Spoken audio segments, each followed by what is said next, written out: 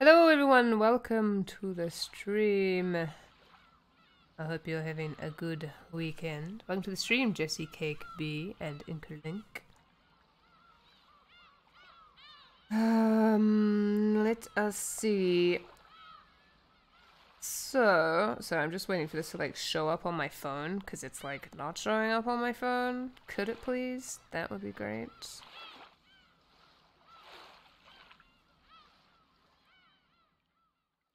So I can read the chat, you know. There we go, there it is. Okay. Yes, so welcome to the stream. And welcome to Chronomu and also Enrico Ferraris. So many new people already here today. Holy shit, there's 7 of you already. Anyway, so yes, let's see. So this game, so when I chose this game to stream, hopefully the volume levels are all fine and everything. Let me know if they are not. When I decided to stream this game, I did not realize it was so long. But it's good though. It's good. It's just, you know, because all the visual novels that I've already streamed have been like no more than like 5 hours long. This is not 5 hours long. So this is going to be a long stream. I mean, like, I'm going to be streaming this game for a long time. But anyway, so I've seen the anime of this like 10 years ago, 8 years ago, I think. It was like 2010 when I saw this. So I do know the story of the anime, but at the same time, I know that the anime leaves a lot out, and the anime was like unfinished, sort of. Like the ending wasn't really an ending. And because it has been so long, there's a lot that I don't remember. Actually, there's a lot I don't remember. So I don't even really remember the end of that anime, so yeah. So I kind of know, I guess, the premise of this, or at least assuming it's similar to the anime. Anyway, what else is there to say about this? I very much liked the anime, and I've been wanting to play this game for like a really long time, but I didn't like. Well, at the time, I wasn't really interested in visual novels, so I was like, I don't really want to play it, and I don't think it was on Steam or anything back then, so I didn't have a way to play it anyway. And I didn't have a PS3 back then either. So, yes, I'm finally playing it. Yay. Yay. What else? What else? So this is the Steam version, but I have patched it with the like PS3 stuff.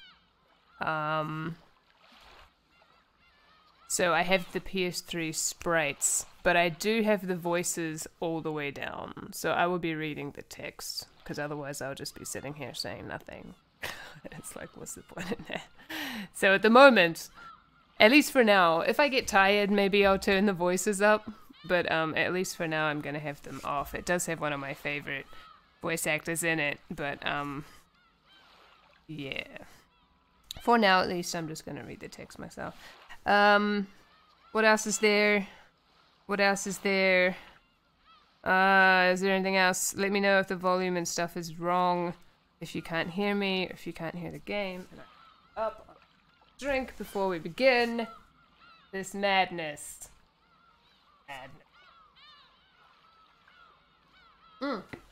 And welcome to the stream, Ordinary Magician. Alright. Let's go. Oh yeah, so this game is blind. Like, I haven't played the game, but I've watched the anime. So no spoilers, please, even if it's in the anime. Just, yeah. And, yeah. Okay. Whew, let's go. Oh. Oh. Ding, ding. Oh, oh. Oh. I will be speaking for the Seagulls, except for these ones, because I can't turn them off. Like that, yeah. Oh. Loud noise. Okay. Tips mode. In the middle of the game at any time, a right click with the mouse will open up the tips mode. The tips mode! Here, besides the save and load functions, you can view character profiles and more. Additional information will be added as you progress through the story. Probably a good idea to take a peek here every once in a while. Yes. Spoiler. Okay. The story is very obviously fictional and fantastic in nature. Any resemblance to existing individuals, organizations... Why'd you go away? I wasn't finished yet. I don't know what the rest says. Oh, now the disclaimer just doesn't make sense anymore. Let me just double check that this isn't too loud. One moment. Maybe a little bit. Is it a little bit too loud? I'll turn it down a little bit. The music is like really loud. In my ears. I mean, my ears. Alright. Keeping me posted of the things. Oh, hold on a second. Is this in the right resolution? Oh, it's not, is it? It's not, is it? Oh, wait, no, wait. No, it is. It's okay. Okay, sorry, it's okay. Okay, alright, here we go. Again. So, you still haven't overcome your love of alcohol? The old physician let out a sigh as he removed the stethoscope. I find the word physician like the hardest word to pronounce, by the way. Yep. 2 elderly men could be seen in the dimly lit study, which was filled with dust and a sickly sweet stench. In the corner of this room, which was much larger than what most people would call a study, was an expensive-looking bed. A man undergoing a medical examination, and the physician conducting it. Welcome to the stream, Hugos. The background's more detailed than your version? Oh. Yeah, I think this is the PS3 backgrounds. I think that was part of the patch. I don't know what the Steam ones are like. There was also what appeared to be a servant watching over the whole scene. Is it this guy? Oh. I was meaning the knight in the background, but okay. The bottle is my friend. It is no less of a friend than you, and it has stood by my side even longer than you have. As the man bearing his chest for the stethoscope rearranged his clothes, he spoke unapologetically. Kinzo-san, your body only appears to be well thanks to the effects of the medicine. However, if you continue to drink such strong spirits, the treatment will become meaningless. I like how I just changed his voice, but anyway. Trust my judgment. Refrain from drinking. I thank you, though only for the sentiment, my friend. Genji. Another glass. Water it down slightly. That way, Nanjo can save face. Nanjo. Are you quite sure? After eyeing both the master who demanded the alcohol and the family doctor who forbade it, Genji, the old butler, silently gave a slight nod and carried out his master's orders faithfully. The family doctor, Nanjo, let out a deep sigh once again as he watched the butler busy himself alongside the liquor cabinet. There was a smell filling up the room. This sweet, poisonous aroma felt as though it melted the heart. Sorry, I'm distracted. The sweet, poisonous aroma felt as though it melted the heart, if not the soul itself. It was the smell of that venomous green drink that the man couldn't bear to part with. Venomous and green. Okay. Is it a margarita? Nanjo, you are my close friend and we have known each other for quite a long time. I am deeply grateful for all that you have done to keep me alive this long. I have done nothing. After all, you never listened to my advice as your physician. Physician. Can we stop using this word? Can we say doctor, please? It's so much easier. Ha ha ha ha. And you never listen when I warn you about a mistaken chess move you're about to make. It seems only fair, does it not? Master. Thank you. I wouldn't die if I ran out of your medicine, but I would if I ran out of this. Disregarding Nanjo. Disregarding Nanjo, who had his face set in a resigned expression, Kinzo took the glass that Genji was holding out to him. Very few people would associate that venomous color with an alcoholic beverage. Yes, very few would. Nanjo, be honest with me. How much time do I have left? Well now, how short must I make it to convince you to set the bottle aside? Nanjo once again let out a sigh of resignation. Then he finally spoke to Kinzo as the latter's world has passed. You don't have long. What precisely do you mean by that? Let us illustrate it with the chess game here. You have very nearly achieved checkmate, but you have not yet cornered my king. Nanjo's gaze was directed at a side table, the massive chess set placed on top of it. Judging by the positioning of the pieces, the game seemed to be entering its final stage. Black's rook and bishop were cutting deep into enemy lines. I like how the knight is facing this way. White's king had already been castled and cornered, so that even an amateur could see that the match would reach its conclusion before too long. Every time Nanjo came to give a medical examination, both of them would make a few moves. Nanjo was hinting that Kinzo would most likely fall into his eternal sleep before this game could be concluded. These were less the words of a physician than they were the words of an old friend. Were you a normal patient, I would recommend that you write a will at this point. And what is a will, Nanjo? Handwritten instructions to the vultures on how to devour and scatter my corpse? No, not at all. As the word suggests, it is a way for you to record your will for later generations. It is far more than just a means to divide up your inheritance. Oh. And apart from the division of the inheritance, what might I write? What might I write of? You might write of your regrets, or matters you have left unfinished. Things you want to pass down to others, or merely matters you wish to communicate. Anything you want.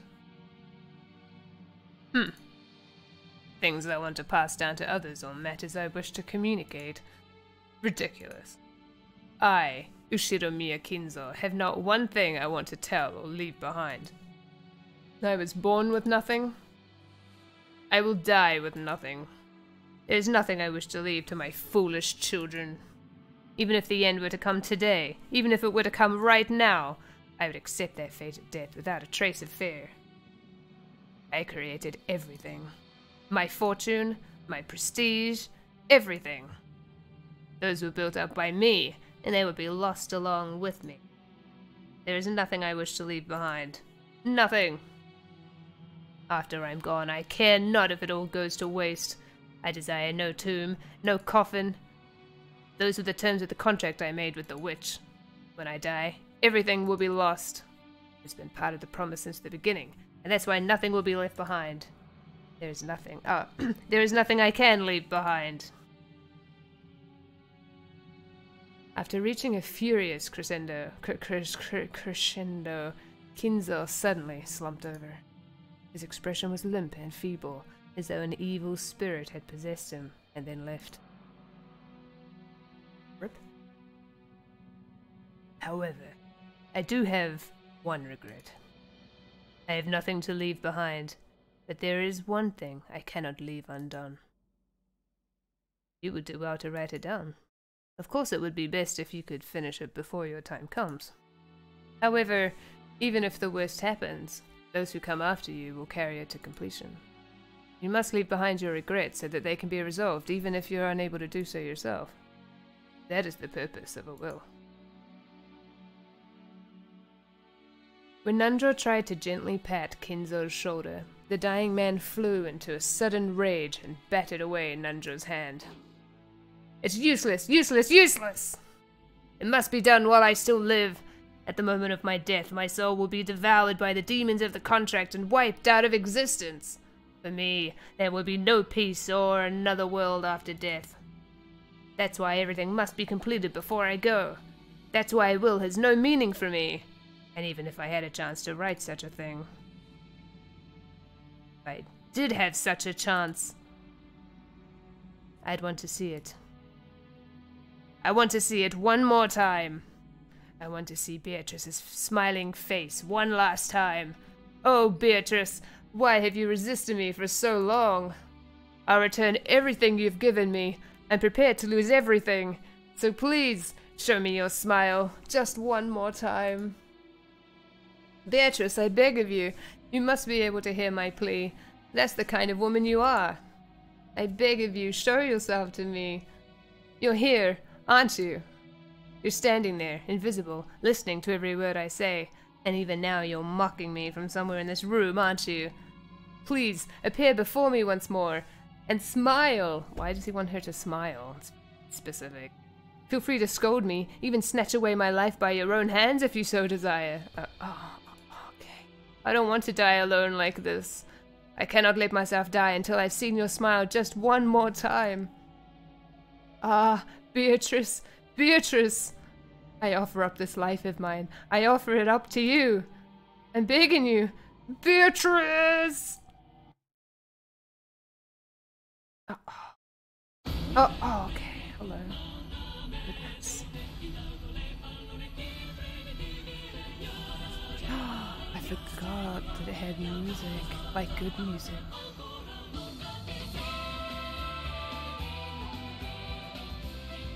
Well, the anime did. Anyway.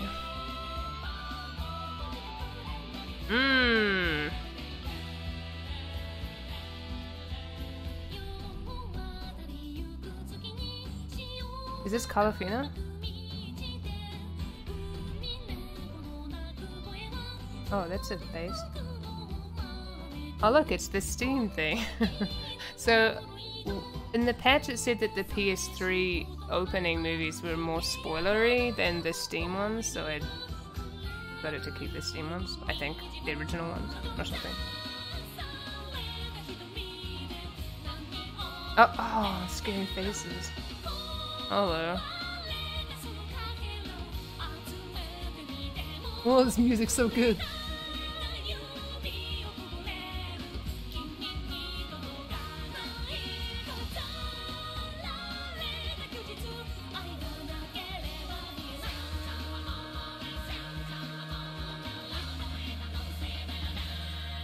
Oh, you can see my cursor. That's dumb.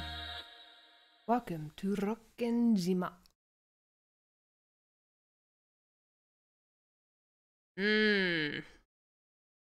Well, he seems to be insane. Ooh, the first day, October 4th, 1986. Do I have to click? Oh, no, okay. Oh. Whoa. I don't know who's talking. Things sure move. Shit, that blah blah blah. Things sure move with the times. I can't believe we'll be able to make the trip in just 20 minutes. I couldn't help but scratch my head and marvel at how far things have come in recent years. We used to go by boat. Back then, we were all forced to endure nearly half a day of swaying back and forth over the sea before we reached Nijima. Nijima. Yeah, this is Majora's Mask the first day, so I thought too.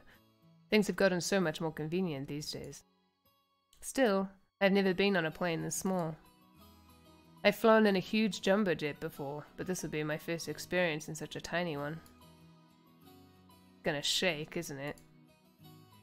They say, I assume this is, Battler talking, Butler, whatever his name is in English. They say smaller boats shake more than big ones, so I guess the same rule probably applies to planes. Ah, just spare me. Oh, it's not him. Oh no, it is him. Kidding. Don't worry, Butler-kun. It shakes much less than that boat did. Battler? Butler? What do I call him? Battler? It sounds so wrong. What kind of a name is that anyway? Why is that your name? I think in Japanese it's Batoru or something, or Batora. Batora? Or something? Which just sounds like butler? I don't know. Yeah, is that you, George Aniki? Don't scare me like that. You just shaved 3 years off my life. Anyway, what's shaking got to do with anything? You don't think I'm actually scared of the plane shaking or maybe falling out of the sky or something, right? Oh, of course not. My mistake. I see you've changed a lot since we last saw you. After all, it's been 6 years since then. You're not a kid anymore.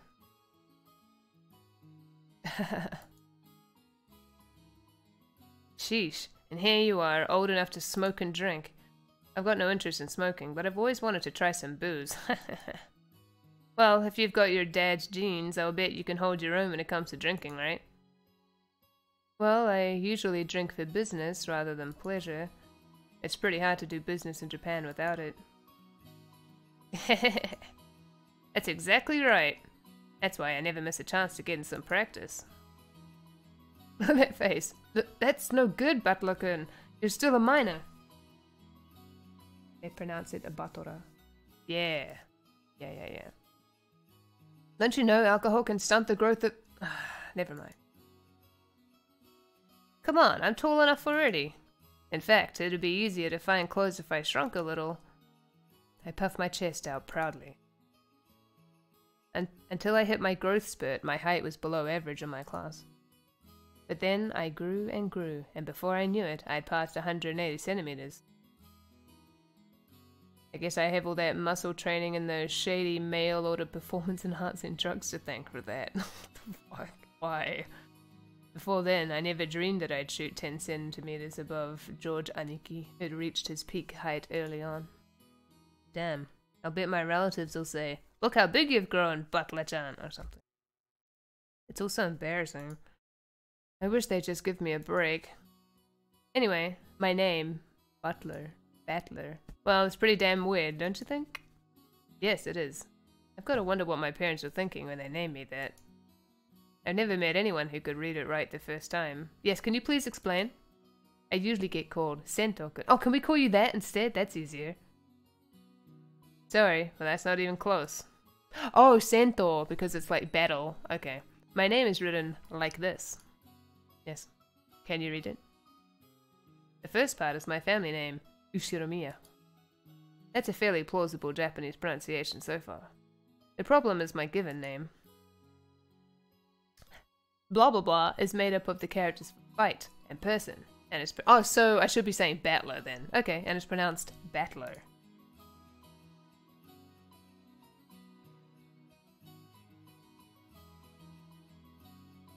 Put it all together and you've got Ushiromiya Battler.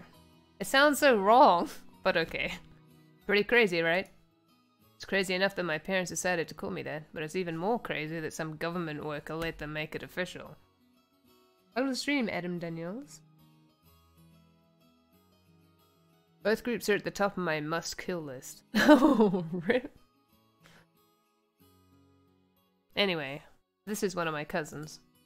His name is Ushiromiya George, pronounced like that. He's 5 years older than me, so he must be turning 23 this year. Since the Ushiromiya cousins consist of 2 boys and 2 girls, I ended up playing with George all the time.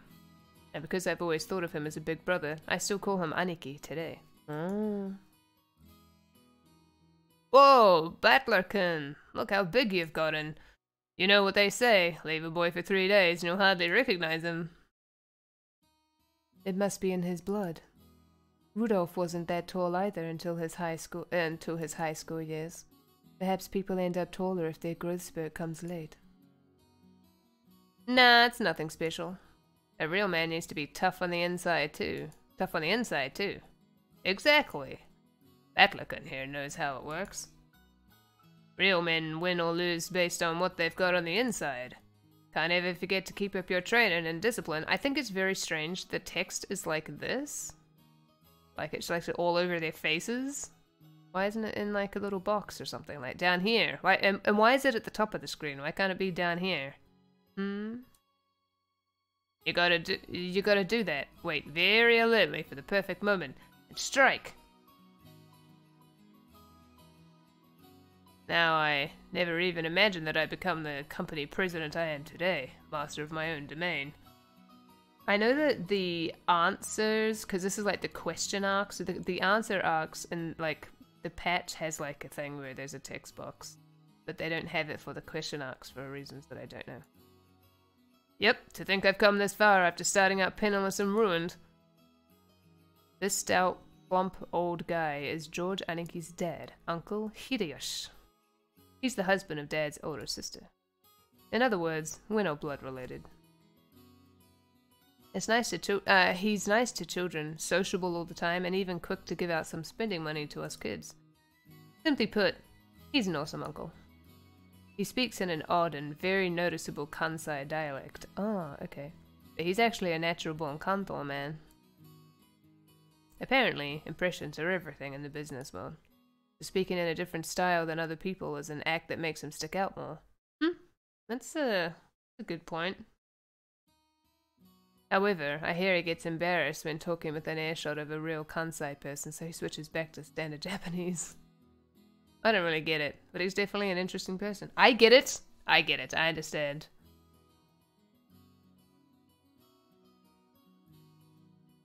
If you weren't so quick to brag about your life story, that's enough for now, I think.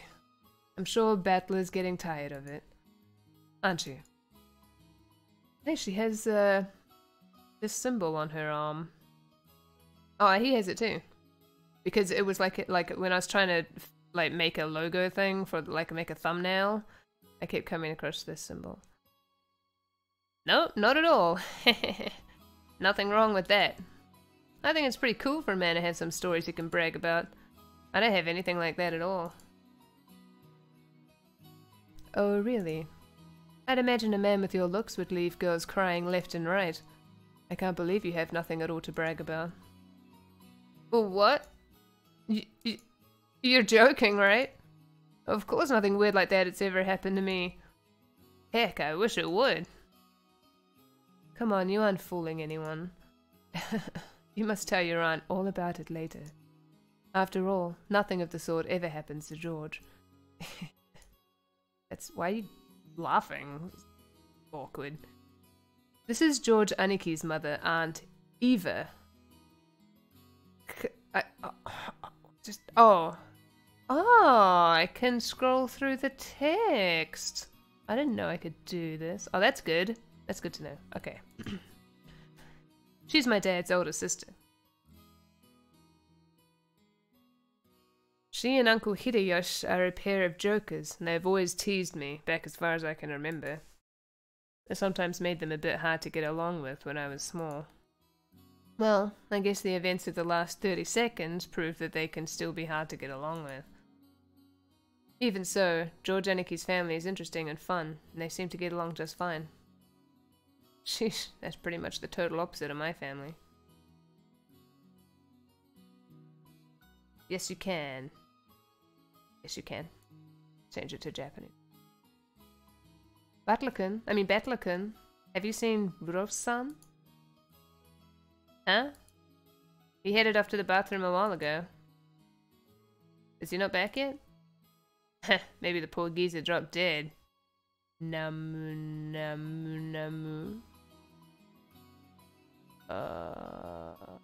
Namu. Excuse me? Is this, mimetic? I think you should say it 3 times there. There's no way to talk about your own father. Still, this isn't the first time he's taken so long in the bathroom.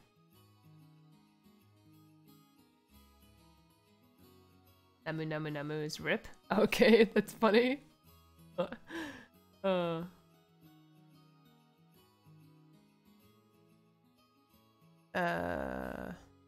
Yeah, the guy's always been that way. Does he really have to take a magazine with him every time he needs to take a dump? And what on earth's he doing in there with those particular magazines? Oh, you don't need to worry about that at all. Since we've been together, I haven't let him do that on his own. Oh, okay.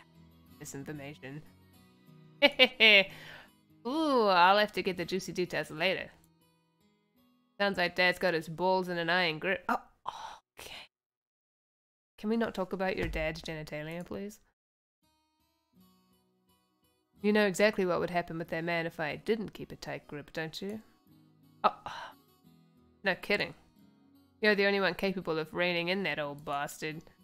As his son, I'm more than happy to let you take over. Yes, leave it all to me. After all, that's my specialty. This woman is my father's wife. Her name is Ushiromiya Kyrie? Kiri? Kyrie? Kyrie? Yeah, that name. As you can probably tell from our conversation, she's not my real mother. She's basically my stepmother. And she likes to talk about my father's genitalia to me, which is super awkward. My real mom died 6 years ago. And I need to learn how to say her name. How do I say her name? Kyrie? Kyrie? Kyrie? Kyrie-san is the woman Dad married afterward. It's understandable for someone my age. I could never bring myself to call his new wife Mom.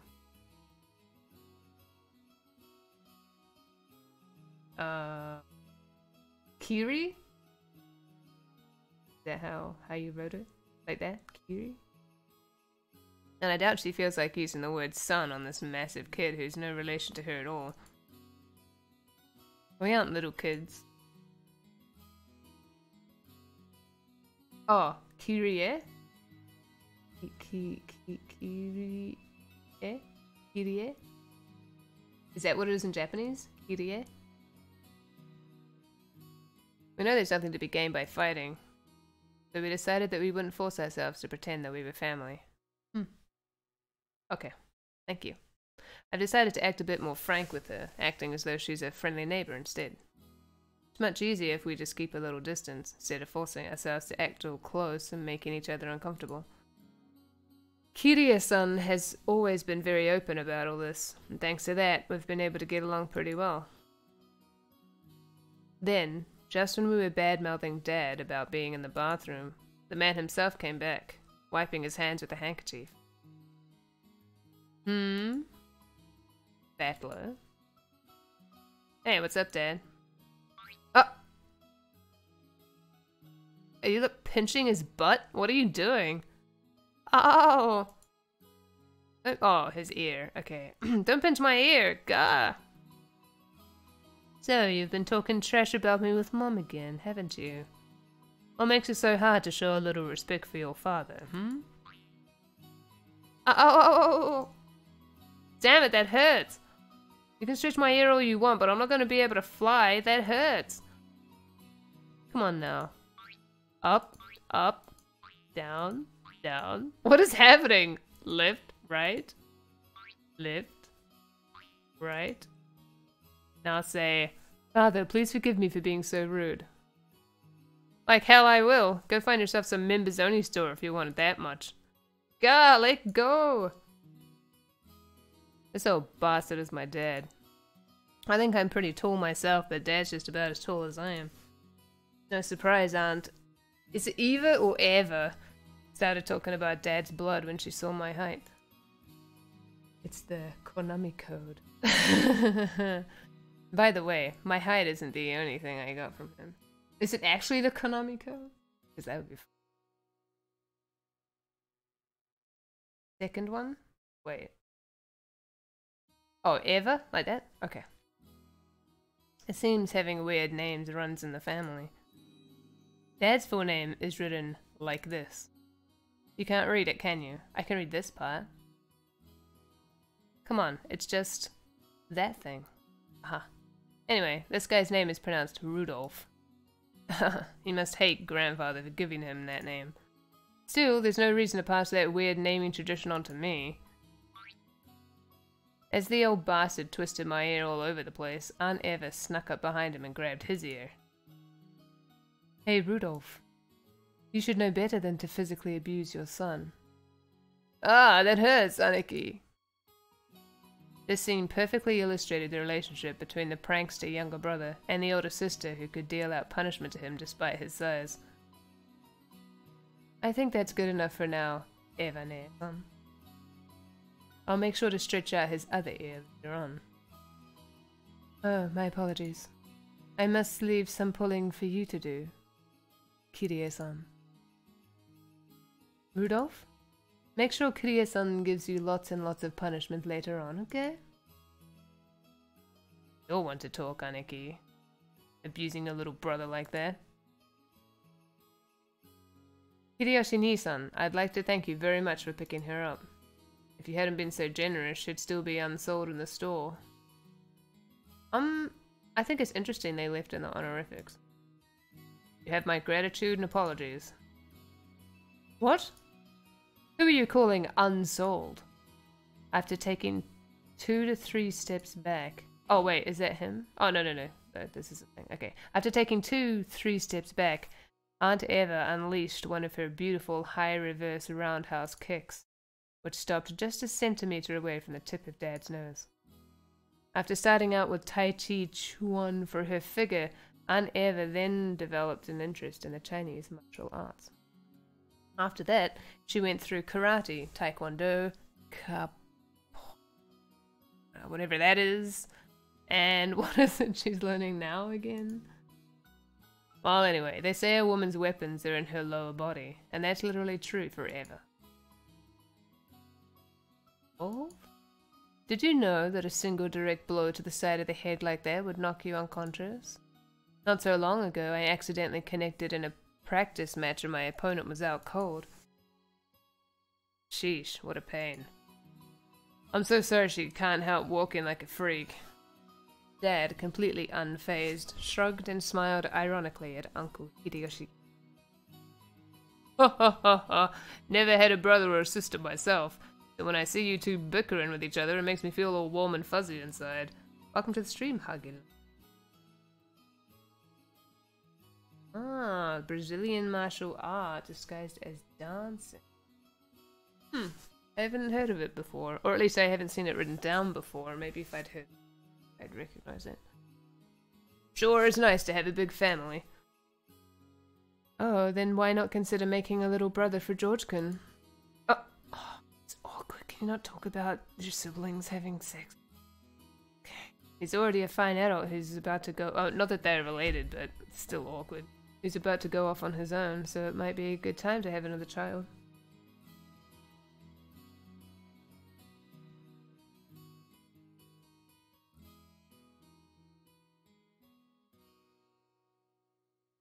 Hey, have a little sympathy for the new kid, and all the pain and suffering he'd have to live through.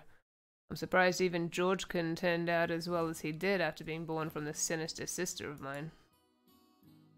And what an awesome kid he is. Please share some of that with our blockhead of a son someday, will you? That's not at all how it happened. It's thanks to Eva Neson's proper rearing that George-kun became the kind, gentle kid he is now. Isn't that right, Neson? Oh, come now. You think so? Our George still has a long way to go. Ah, by the way, how's your little... Angie? Angie-chan doing? Is that how you say that? I heard she was vomiting. Oh, that's right. And I was hoping to finally see her face after such a long time. Is she okay? She often catches a cold when the seasons change. She's very frail. I did want to bring her along, but we decided to have my family look after her this time. I think that's a wise move. She'll heal a lot better if she stays away from their venomous head family household. A child's health is always more important than an adult's convenience, don't you think? I know of some great medicine for vomiting colds like that. For vomiting like that. When we get back home, I'll send some to you right away, so please let her try some. Thank you very much, Hideyoshi-san. I like how the screen is just covered in text right now. I'm always in your debt. And once the conversation suddenly veered off in that direction, we kids didn't have any chance of butting in. For now, I'm just happy Aunt Eva gave Dad his just desserts for tugging on my ear. Are we still waiting for the weather report? George Aniki pointed at the counter. The checking weather sign was still stuck next to the departure times for the flight we were scheduled to board. According to Aniki, smaller planes are more subject to winds and other effects of the weather, and it's not at all uncommon for flights to be delayed because of that. Wait a sec. We are totally sure it's not going to shake, right? From down here on the ground it just looks cloudy, not windy. Well, I guess it's different up where the planes fly. The weather's a bit uncertain today. Aunt Eva looked at the TV in the lounge. The weather forecast was being broadcasted, informing us that a typhoon was approaching the Kanto region. A typhoon again? Guess there's no helping it with the annual family conference being held in October. Couldn't he have chosen a better season? Oh, that's October. Okay. Couldn't he have chosen a better season? It's very close to November.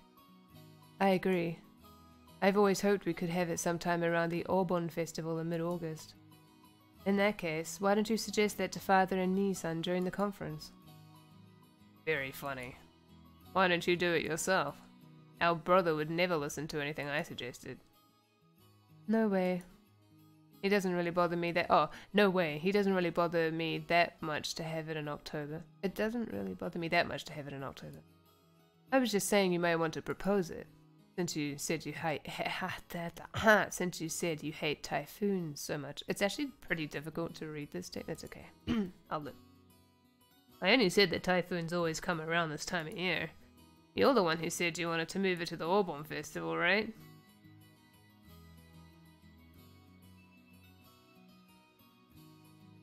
Well, you said it too.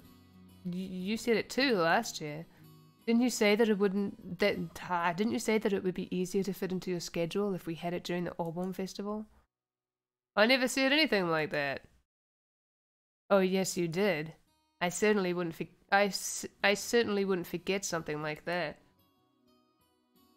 No, I didn't. You're the one saying— no, I didn't. You're the one saying that all the time. Didn't you know? Stopping a kick just a hair's breadth away from impact is a very high-level technique. Sheesh. Women your age shouldn't spread their legs like that. Oh. Dad and Aunt Eva's argument looked no different from a couple of brats squirrying. Wait, what? What did I just say? Quarreling is what I meant to say. That's what it said, right? Yeah, quarreling. I'm gonna stream rig games. You can't hold any more items of that type. I hope you have some water near you to keep yourself hydrated. I do, actually. I do. I am prepared. Even though they usually behave like normal parents, they turn right back into kids again when they meet their siblings at these family conferences. You're the one who looks like an real adult, analyzing it all calmly. I hope I never turn out like that old bastard. I'd much rather end up as an intellectual adult like you, Aniki. I forgot that, like, the dialogue and stuff in the anime, at least, was, like, lots of, like, Battler being a dumb little shit. It's just, I forgot. I blocked that part out. Saying, like, horrible teenager-y things. Like me? Oh, I still have a long way to go. Can I, like, use my keyboard? Oh, I can use my... I still have very little experience out there in the real world, and I need to work on becoming more confident and sociable. I think you have far surpassed me on all of those counts, Battler. I'm sure you'll outstrip me fast enough when you become an adult. George Aniki scratched his head and laughed, as though trying to hide his embarrassment. Of course he was just being humble. Aniki entered a university and became an apprentice at Uncle Hideyoshi's company at the same time, studying both academics and how to become a business emperor in parallel. Then, right after graduating, he got into Uncle Hideyoshi's company at his father's aid, piling up a lot of real-life experience as he devoted himself zealously to his work. It sounds like quite the life there.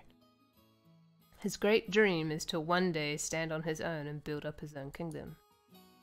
Aniki is a real paragon of a man, sparing no effort as he strives towards his goal. It's no exaggeration to say that I really respect him. And then there's me. I'm nothing at all like Aniki. I'm living my happy-go-lucky, idle high school life to the max. I've got no dreams for the future. I've got no dreams for the future. Like, so happy about that. I'd like to just sit back, stay cool, and let the money flow in. But of course that could never happen. When Aniki was my age, he had already formed an impressive objective and had started devoting himself towards studying for that goal. So I guess I can't compare at all. My dad just says, sure, you can study at my company if you like cleaning toilets. Damn it, I'm not gonna be in the debt of that old bastard. I'll find my way myself. You can study at my company if you like cleaning toilets. Study at company. Okay. If only willpower was all it took to become an adult. Should I go on one of those self-searching journeys that are all the rage these days? Well, it's not like I could mooch off my parents for that kind of money. Right then, Uncle Hideyoshi shouted out loudly. He's a really nice person on the whole, but he does have a problem controlling the volume of his voice. When I looked over, I saw that he was greeting Aunt Rosa, who had come late. I don't know what this is. Oh! What is this noise? If it isn't Rosa-san! Maria-chan, long time no see. Long time no see. Ooh. Ah, I remember her now. I'd forgotten about this character. Maria. Shouldn't that be, it's good to see you again? Greet your uncle properly. Ooh. It's good to see you again. There you go. Well said. How about some candy as a reward? Oh, huh? Where'd I put it? Rosa-san, it's good to see you again. It's good to see you too, Maria-chan. It's been too long, Kirie-ne-san, Hideyoshi-ni-san. There are too many women, I don't know the voices. Hideyoshi-ni-san. And... oh, my battler-kun? Look how big you've gotten. Come on. It's embarrassing hearing that from every person I meet. Hey, Rosa. You're late. If the plane was on time, you'd barely have made it. He has it too. And he does too. I'm sorry. We had some trouble making our train connection. So are we waiting on the weather again? Oh, don't complain. I much prefer the 30-minute plane trip to spending 6 hours bouncing about on a boat. Even if we're kept waiting here for an hour, it's still much faster overall. Maria-chan's gotten huge too. So how tall are you now? Ooh. So how tall am I now? Maria-chan parroted Uncle Hideyoshi's question, looking up at her mother. I guess she doesn't remember her own height. She's probably right in the middle of a growth spurt, so her height must change every month. Give it a few more years and she'll suddenly start looking feminine. She looks pretty feminine already, but okay, that way. Just how tall were you the last time you got measured? You keep getting bigger and bigger, don't you? Right? Ooh! I think she's grown a lot since last year. Let's see, she turned 9 years old this year, didn't she? 9 years old. Ooh. What are these noises? That's right, you're 9 years old now. Glad to see you're doing well too, Maria-chan. Up you go. I guess you've gotten a bit too heavy to play airplane with. George Aniki, what a rude thing to say to a lady. Here, I'll do it. Up you go. Ooh. When I went to lift her up in Aniki's place, Maria stiffened defensively, staring suspiciously at my face. Ah, that's right. The last time I met Maria, it was 6 years ago. She was only 3 years old. Of course she doesn't remember my face. Maria-chan, don't you remember? It's Battler-kun. You used to play together, remember? No surprise, I guess. The last time she met Battler, she was only 3. You don't keep memories at that age. She must know everyone's face apart from mine, because she meets them every year, but I haven't had contact with the Ushirimiya family for about 6 years now. So it's no surprise that this 9-year-old girl doesn't have any memories of me. Even I can only just barely remember her being a 3-year-old crybaby.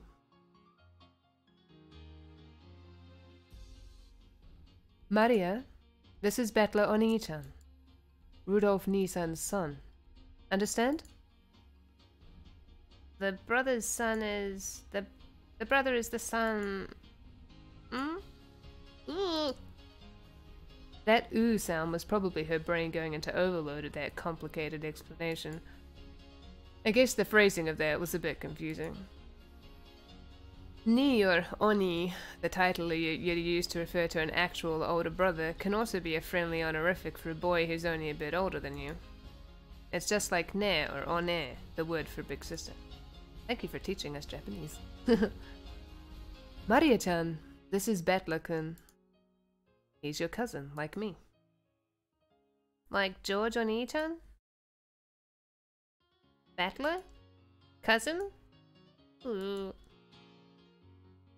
That's right. You got it. This part of Aniki is what makes me really look up to him. For someone who isn't married, he's just great at dealing with kids. I'm sure he'll be an indulgent father in the future.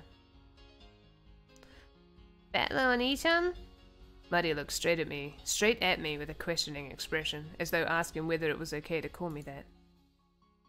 Yep, that's me, Battler. Nice to meet you, Maria. Ooh, Battler. Maria, you mustn't talk to him like that. Call him Battler Oni-chan. Oh, that's alright, Aunt Rosa. I don't sweat the small stuff. Hey, Maria. We're close enough that we don't need honorifics, right? Battler, Battler, Battler! Ooh. That's right. Maria, Maria, Maria! Ooh. That's awkward. Oh. We horsed around for a while to make up for the 6-year gap in our friendship. She probably still thinks of me as nothing more than a big new friend, but things will probably work out as we get to know each other again. But I'm surprised. It's just the way I remembered her being 6 years ago. Seems that people just don't change that much after all. Happy that she's still the pure... I'm a bit happy that she's still the pure, innocent girl I remember. And her name is written like that. Of course, that is pronounced Maria. The third character looks like a cross, which is pretty cool. It does look like a cross. Her feelings don't usually show up on her face, so it can be difficult to know just what she's thinking, but that's just how she looks on the outside. Maybe she's Finnish. On the inside, she's just a sweet, normal girl. Then there's Maria's mother, Aunt Rosa. She's my dad's younger sister. Rosa is written like that. Here's a name that's totally not Japanese. Sorry to say it, but her name's almost as ridiculous as Dad's. I've got to respect her for not ending up as screwed up as he is. When I think about it, all the names of my family sound foreign. Just why is Grandfather so obsessed with that? Because of him, even we grandchildren have to put up with this weird naming sense. Even more annoying since Grandfather's own name is perfectly normal. Anyway, there's one thing about Aunt Rosa that's a complete... what? There's one thing about Aunt Rosa that's a relief compared to the other family members. The old bastard and Aunt Eva have this annoying urge to tease and mock people all the time. But even though she shares their blood, Aunt Rosa isn't like that at all. She has the most common sense among all the siblings. Like Uncle Hideyoshi, she's a kind aunt who'll always be on the kid's side. However, possibly because she's more strict as a parent, she's not liberal with handing out spending money like Uncle Hideyoshi. Neither were my relatives. Okay. Now we have the entire group of family members who are going to board the plane. We have now presented every character in the story. Except not really. But still, you know, like the main characters in the story. Some of the main characters in the story. At that moment, as though it had waited for us to all arrive, an announcement rang out through the lobby. How convenient. Our apologies for the delay. Boarding will now commence for flight 201 to Mijima. We ask that the passengers please form 2 lines in front of the counter, behind the white line. Rosa, you still haven't gone through boarding procedures, right? Hurry up! I don't think they'll mind. Look how small this place is. Oh no. Maria, come on. Ooh. We had to go through a metal detector before going out on the runway. Our small plane wasn't as massive as an international flight, but it was still a plane. A staff member holding a metal detector checked us all. Really? You have to go through metal detectors for domestic flights? That's weird. Once all of us cleared the check, we followed the staff member out onto the runway. I mean, like, it's weird for a small country like Japan. In New Zealand, you don't have to. Actually, You do if you are flying on a larger domestic flight. Like if you're flying from one end of the country to the other. Because I think the thinking behind it is that the planes are so small that it's like, if you were to hijack the plane, where are you gonna go? You're gonna go to Australia? I don't think you'll make it to Australia with a small plane. So it's kind of like that. I don't know if it's changed in recent years. Like, good luck flying into the sea. Come to think of it, everyone here is in the Ushiromiya family. Oops. Hope you like the sound of me drinking, because that'll be the entire stream. It's like this is a reserved charter flight or something.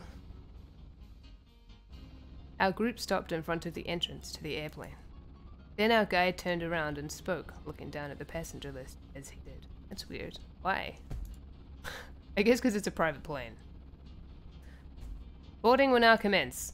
As I call out the names on the passenger list, please take your seats in order, starting from the front row on the right side and going right to left, then onto the next row. Is this how it used to be in the 50s? Isn't this set in the 50s or something?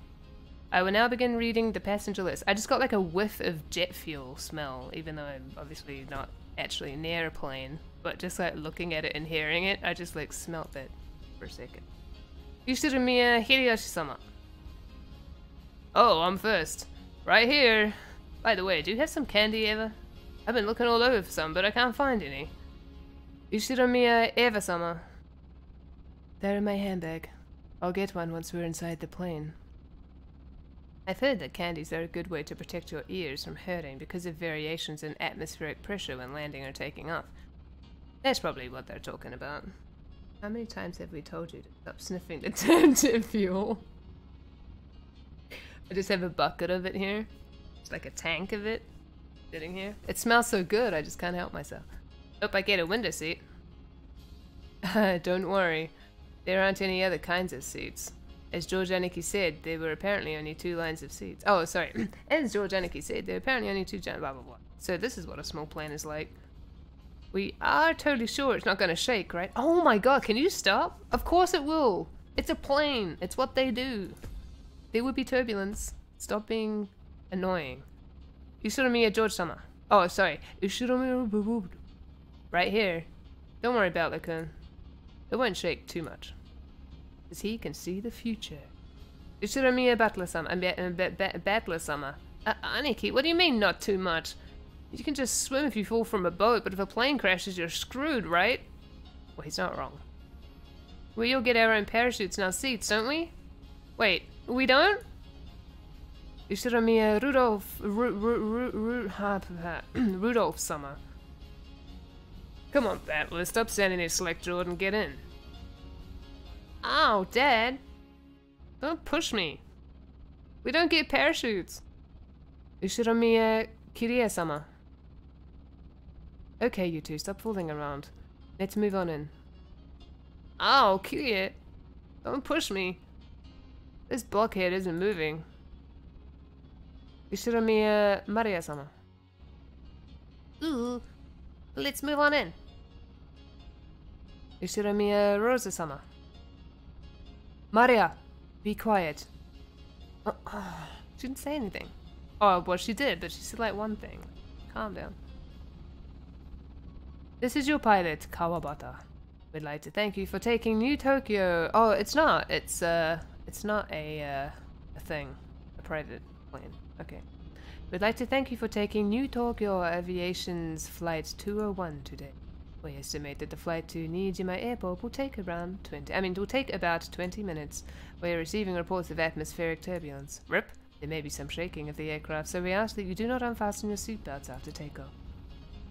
I'm talking like an air hostess, even though it's not the air hostess talking. Oh, sorry, flight attendant. Flight attendant. Aniki, did that guy just say we needed to wear seatbelts? In a jumbo jet, they let you undo them after takeoff, right? Jumbo jet. Oh my god, I haven't heard anybody say jumbo jet since I was like 11. I feel old now. So it's gonna shake so much we can't take them off? Damn it, you tricked me! It is gonna shake after. Can we not stop, can we just stop talking about the plane shaking? It's such a weird verb to use. Like, I don't know. I mean, Yes, they shake, but it's like... I don't know. Shake is weird. It's like bumpy. Makes more sense. Somehow. Where are the parachutes? I knew I should have taken the boat. I knew I should have taken the boat. Yes, old, I say. Mm-hmm. Legend of the Golden Witch. Oh look, we're on the ground again. What's happening? Why's nothing happening? Good. What's happening? Oh, okay. Oh, it's like the... Okay. Ushiromiya Battler. It's like the credits. Ushiromiya George. Ushiromiya Jessica. Ushiromiya Maria. Oh, Jessica, who we haven't come across yet. Or George. Wait, have we seen George? Oh no, George is the thing. Ushiromiya Kinzo. Ushiromiya Kraus. Ushiromiya Eva. Ushiromiya Natsuhi. It's so hard to say Ushiromiya. It's like such a difficult last name for me to pronounce. Ushiromiya. Does it have to be so long? Does it? Nanjo Teramasa. Shannon. Goda Toshiro. Ronoue Genji. Kanon. This is... Okay. So we're flying there, I guess. Okay. Ooh. The blue. Umineko no naku koroni.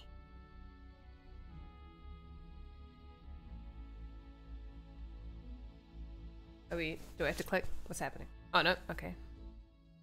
I moved the cursor.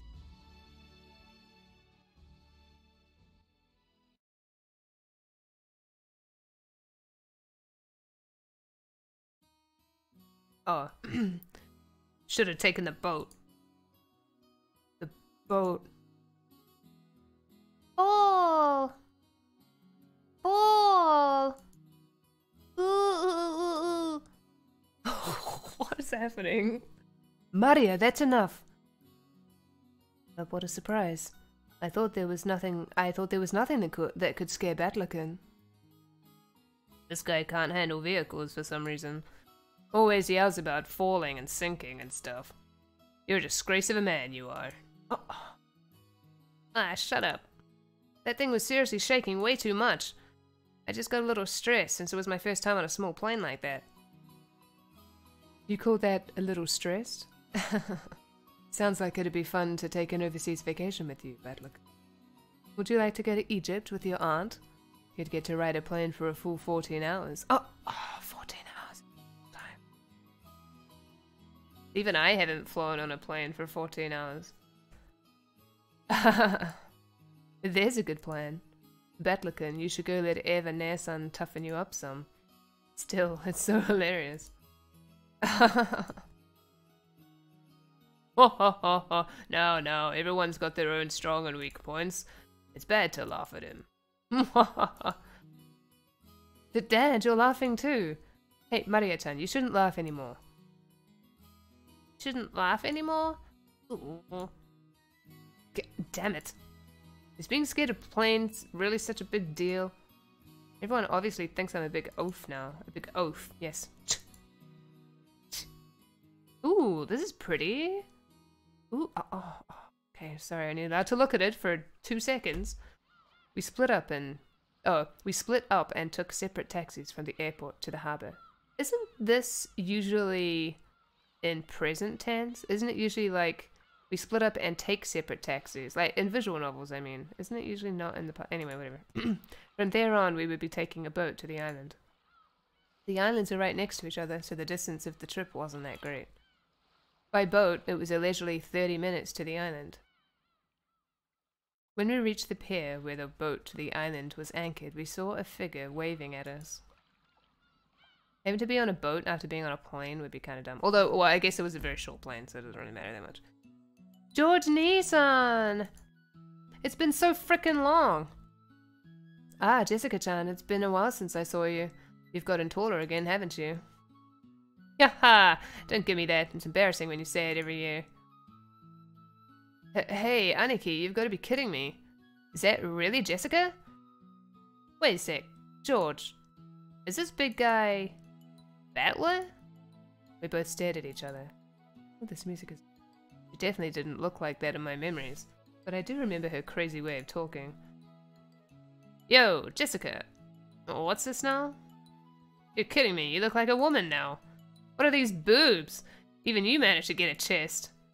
Let me rub him. Let me... Oh, okay, it's very good, isn't she? Don't screw around with me. I'm a blushing flower of 18. Of course my hair grew longer and I got these. What, you think I got boobs just to get fondled by you, loser? Speaking of you, sure. And speaking of you, sure. You got all ridiculously huge, but did you get a bit stronger too? Don't screw with me. I'll show you how much oh wait, who's talking now? I'm confused. Don't screw with me. I'll show you how much training I've done since back then. You're pissing me off. I'll beat you at your own game. This headstrong girl's name is That. She was born under the same unlucky star as me, sharing the same kind of weird name. Anyway, That is pronounced Jessica. She's Dad's older brother's daughter. Oh. Wait, what? So she's your cousin. Okay. That older brother happens to be the older son of the Ushiramiya family, so for now, it means Jessica is the direct family heir. Since Jessica and I are the same age and sometimes had little boy-girl squabbles with each other, we've always been used to fighting and joking around together whenever the relatives gather. Jessica grew more quickly, so she always had me beat in terms of size and physical strength. When we scuffled in a contest of strength, it usually went Jessica's way. So even though I realized I'd grown bigger, part of my mind was still convinced that I couldn't beat Jessica. What? What the? What are you getting all serious for? Ow. What? Ow. What? Hey, this is nothing. Oh, they're what? They're biting? They're fighting. Okay. Hey, this is nothing. Jessica, you've got him weak. Shut up. I'm a girl, so of course I wouldn't beat a guy with physical strength forever, right? Oh, well, you've got a point there. The meat I put on my arms all went to your chest. Looks like it'd be a pretty even test of strength between my arms and your boobs, don't you think? I told you, my boobs aren't for you to feel up. Besides, how about you? Did your cute little elephant son get a bit bigger to go with the rest of you? Elephant son. Okay. Stop it, idiot. No, you perv. I'll be ruined for marriage. Don't touch my crotch. Oh, so she's like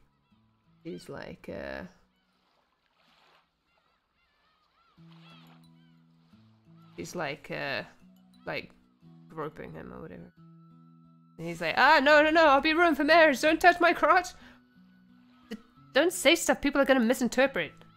Honestly, I was so surprised at how feminine Jessica had become that I had to joke around like an idiot to hide it. Oh. Well, considering what a bossy brat she was 6 years ago, anyone would... Why does this guy remind me of someone? And I guess she's just as surprised. Elephant, stop that. Probably wasn't expecting to lose to me in a test of strength. After losing that easily, she must be shocked at how much I've grown in the past 6 years. 6 years. Once again, I'm being shown just what a huge gap of time that was. Crap. Total defeat. Like I'm no match for you anymore. That's not true. Even Battler-kun must have his weaknesses. Right, Maria-chan? Ooh. Fall! Shh, cut it out, Maria. Let's keep that a secret, okay? Fall? The hell are you talking about? Sorry, but there's no chance you'll see that weakness of mine now. After all, the nightmare plane trip is already over and done with. Only thing left is the nice quiet splashing of the boat ride. I never thought I'd start loving that piece of junk boat this much. Huh? George Nissan, is there something wrong with his head? Oh, this is George. Right, okay. You'll understand soon. Very soon. At the time, I didn't get what Aniki meant by that big smile. What have we here? Ooh, Battler-san, how big you've grown. Who's it this time? Is it? Oh, sorry. Who's it this time? I thought she was still talking. Who's it this time? It's an old lady with an apron. Oh yeah. Yeah, that takes me back. I remember now. You remember her, right? It's Kumasawa-san, the servant. I can never forget you, Kumasawa-ba-chan. After all, you haven't aged a bit in these past 6 years. If anything, I'd say you're looking younger than ever. Lately, my skin's been getting quite smooth and silky. And look, hasn't my chest gotten bigger as well? How'd you like a little feel? You're kidding, right? My breast fondling is strictly limited to bouncy girls. Oh, I was quite bouncy in my youth. Don't be shy. Fondle to your heart's content. So awkward. Give me a break. It's girls I'm looking for, not grannies. The jokes I'd cracked about Jessica were being turned against me. Mwah ha ha ha. Mwah ha ha. Good. Come to think of it, Kumasawa has always been the type to tease people. Kumasawa-san, stop that now. People with one foot in the coffin shouldn't jump around. Oh, that's so mean. The sport with the young is the most rejuvenating medicine. Ho ho ho ho. It's rare for you to come pick us up, Kumasawa-san. I wonder what's gotten into you. Usually your lumbago kicks in whenever someone gives you a job to do. Ever summer, you're as harsh as ever. I found myself with some urgent purchases to make, and while I was at it, I thought I would come welcome you all. Although it does give a bad impression if the one waiting to greet you is a decrepit old woman. Aunt Eva spoke sarcastically, but Kumasawa-ba-chan's years of experience were nothing to sneeze at. She was more than capable of smoothly and coolly deflecting that comment. Well, it feels bad to say it, but old Kumasawa-ba-chan may be past her prime as a servant. She might act as though she's in good health, but between the headaches and her how do you pronounce this? Lumbago? Her body is wearing out. To tell the truth, the very fact that she's still working is impressive. How old is she this year again? She must be pushing 80 at least. It's incredible that she's still able to act so cheerily. She looks older than 80.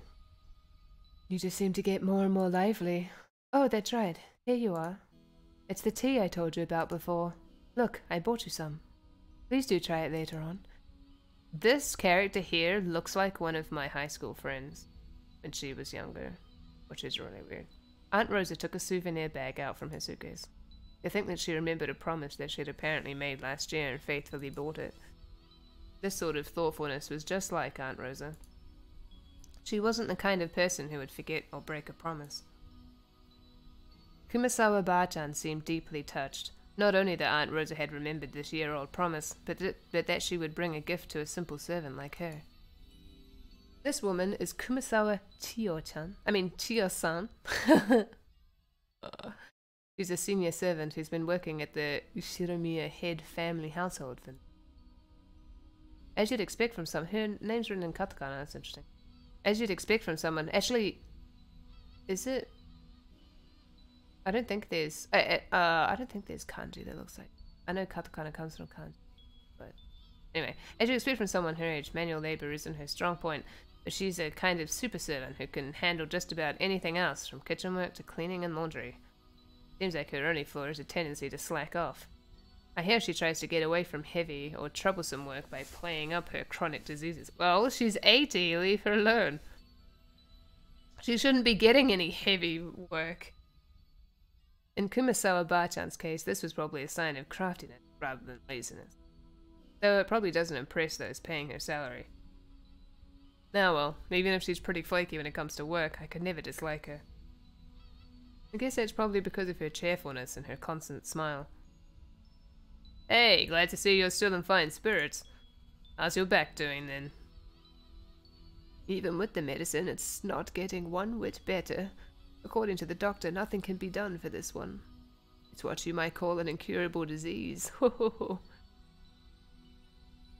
Anyway, Jessica-chan just keeps getting prettier. Good thing she takes after Natsuhine-san. Really? Personally, I don't think we look alike at all. I mean, I don't even want to be like my parents, because I got zero respect for him.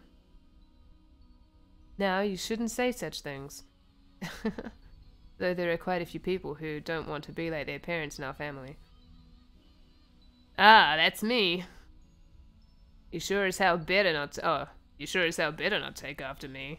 Your nose looking like mine already pisses me off. What are you talking about? You're surprising. What are you talking about? You're surprisingly alike, you and father. Come on, you can't be serious. Oh, but his face moved, so I thought it was him talking. Come on, you can't be serious. Just how am I like Dad? Or was it him talking about his? Oh, wait. Surprisingly alike you and father. Oh, it is him talking. He's talking about his father, and she's talking. So she said, you know, like how people take their spouse's parents to be their. Okay, I think. Yeah, I think. You're a lot like him, especially in how arrogant and prideful you are. Father's blood is especially. Yeah, here we go. Father's blood is especially strong in you and Nisa. Yes, this is why a text box. Yes, it would be very useful. Oh my god. Father's blood is especially strong in you and Nisa. Wouldn't you say, Rosa? Oh, absolutely.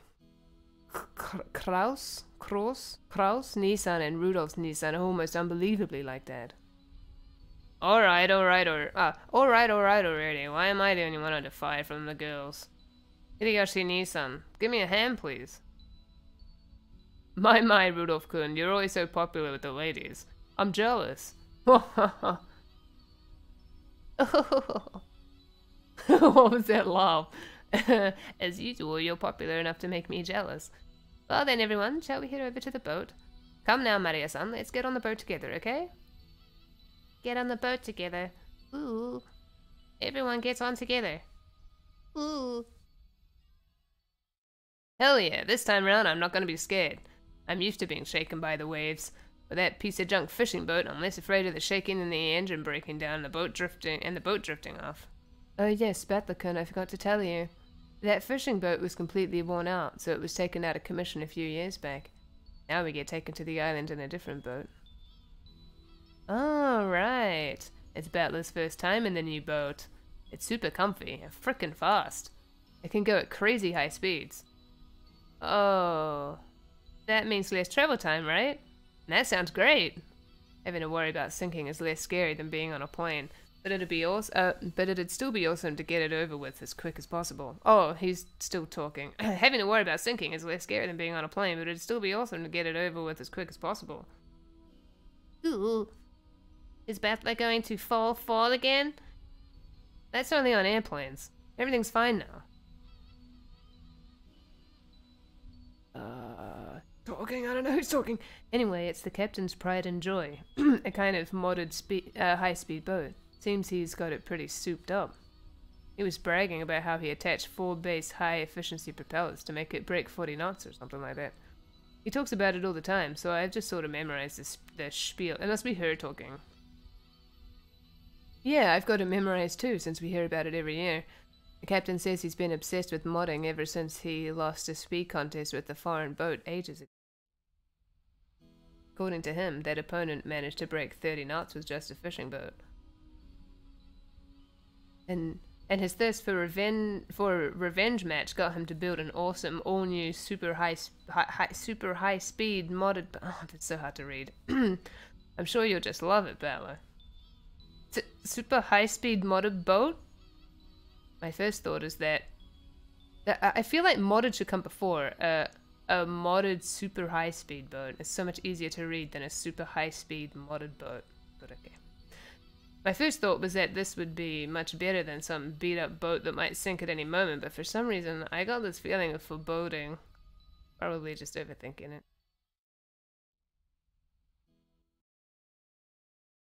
Is it fast? Oh. I wouldn't really know, to be honest. Hey Battler, maybe you should just swim to the island. Maybe you should just swim to the island. Battler-kun, you shouldn't lean over the railing too much. You might fall. Ooh, fall, fall. Damn it. So this is why you were all grinning back there. So this is the super high-speed boat that the captain started modding. Oh yes, that piece of junk fishing boat from 6 years ago doesn't hold a candle to this guy. Whoa, it's shaking, it's shaking, it's shaking. I'm gonna fall, fall, fall. Ooh. Gonna fall, fall, fall. What is happening? If I fall, I'll land in the ocean and drown. Where's the parachute? I mean, where's the boy? Give me a life jacket. Isn't a buoy just like a thing that bobs up and down that like shows boats where the coast starts, so they don't like, or whatever. Like, I mean, I guess it would help you stay afloat, but don't you mean like a life? Well, he just said life jacket, but don't you mean like one of those ring things? I don't know what they're called. I don't know who's laughing. Who's laughing? Battler, what the heck are you doing that for? Jessica-chan, Maria-chan, it's not nice to tease. Oh wait, who's talking? Jessica-chan, Maria-chan, it's not nice to tease. Battlerkin, if you're scared, then just don't come out on the deck. I think you'll be able to calm down a bit if you go inside the boat. Heh, that's a no thank you, Aniki. Shipwreck victims are always the ones inside the boat. The survivors are usually those on the deck during the accident. So I'm staying right here. But it's shaking. I'm gonna fall. Oh. Shake, gonna fall. Ooh. Maria, I told you to behave yourself. But Battlerkin, it looks like you really can't handle it. I'll go tell the captain to slow down for you. I don't know who's talking. Who's talking? Oh, I was right. It is her. Okay. Whoa, Aunt Rosa, thank you. I can tell you now that safe, slow driving is definitely the way to go, even on the sea. Don't do that, Rosa. Trials and tribulations are important for young men. Is that right, Battlerkin? You'd better be able to overcome a little scare like this. Otherwise, you'll never be able to go to Egypt with your aunt. I don't know who's talking. I'm so confused. Oh, it's her. Whatever. Whoa, Aunt Eva, you're so mean. Oh no, I'm gonna fall. Life jacket, parachute. Whoa. My neighbors are just like, what the fuck is happening in that apartment? Oh, wait, gotta spin it around and think that way. What's the enemy aiming for? Is he doing this to scare me? That's what he's aiming for. Too bad. Like hell I'll be scared. Scared, but no, I'm gonna fall. God. So, after I made a huge fool of myself for a while, Aunt Rosa had a talk with the boat captain, and he slowed down to a more manageable speed for me.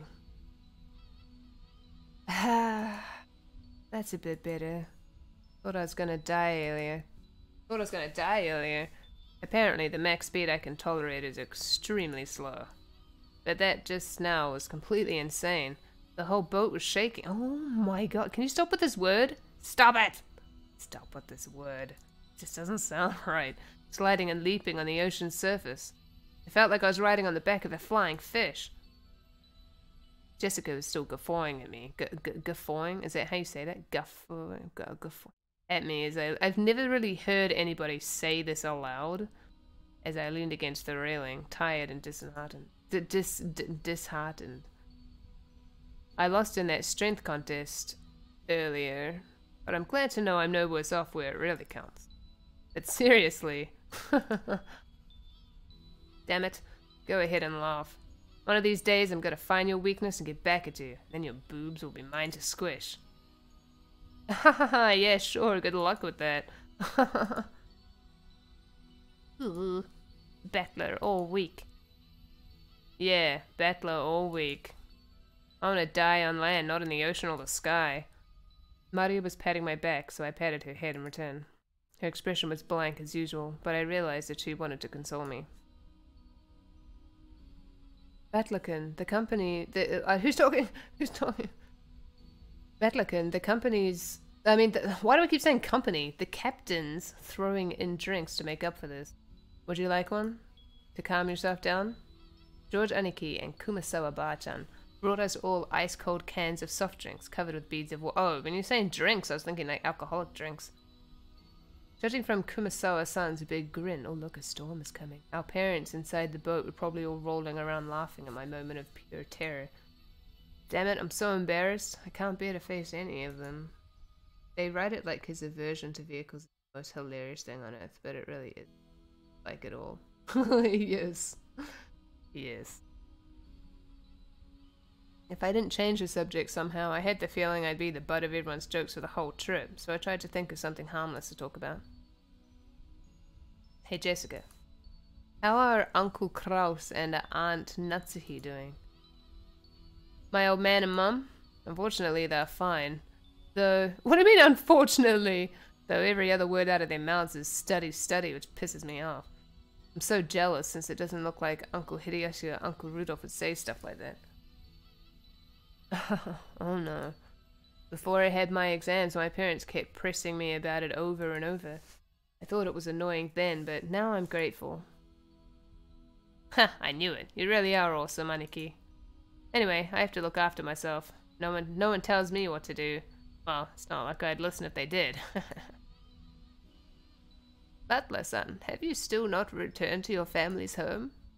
Well, I kinda go back now and then. I've got lots of clothes and stuff left at the house I was living in until recently. Ooh? Butler has 2 houses? Something like that. Why? Why do you have 2 houses? Ooh? Ooh? Only Maria, who couldn't really grasp the situation, voiced this naive question. However, the others just shot nervous glances at me, choosing not to respond even though they knew the answer. Maria! Look, you can see the harbour now. Look over there. Can you see it? Ooh! Saw the harbour, saw the harbour!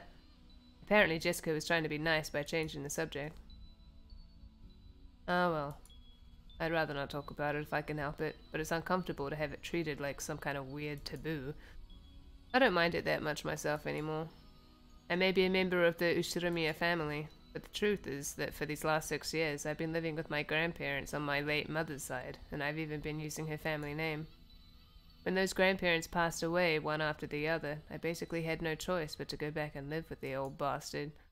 Don't get me wrong, I didn't just run away from home or anything like that. The only one at fault here is my dad. I don't really blame Kirie-san. Being able to hold that old bastard's reins and ride him out is no mean feat. Still, the way that old bastard betrayed my...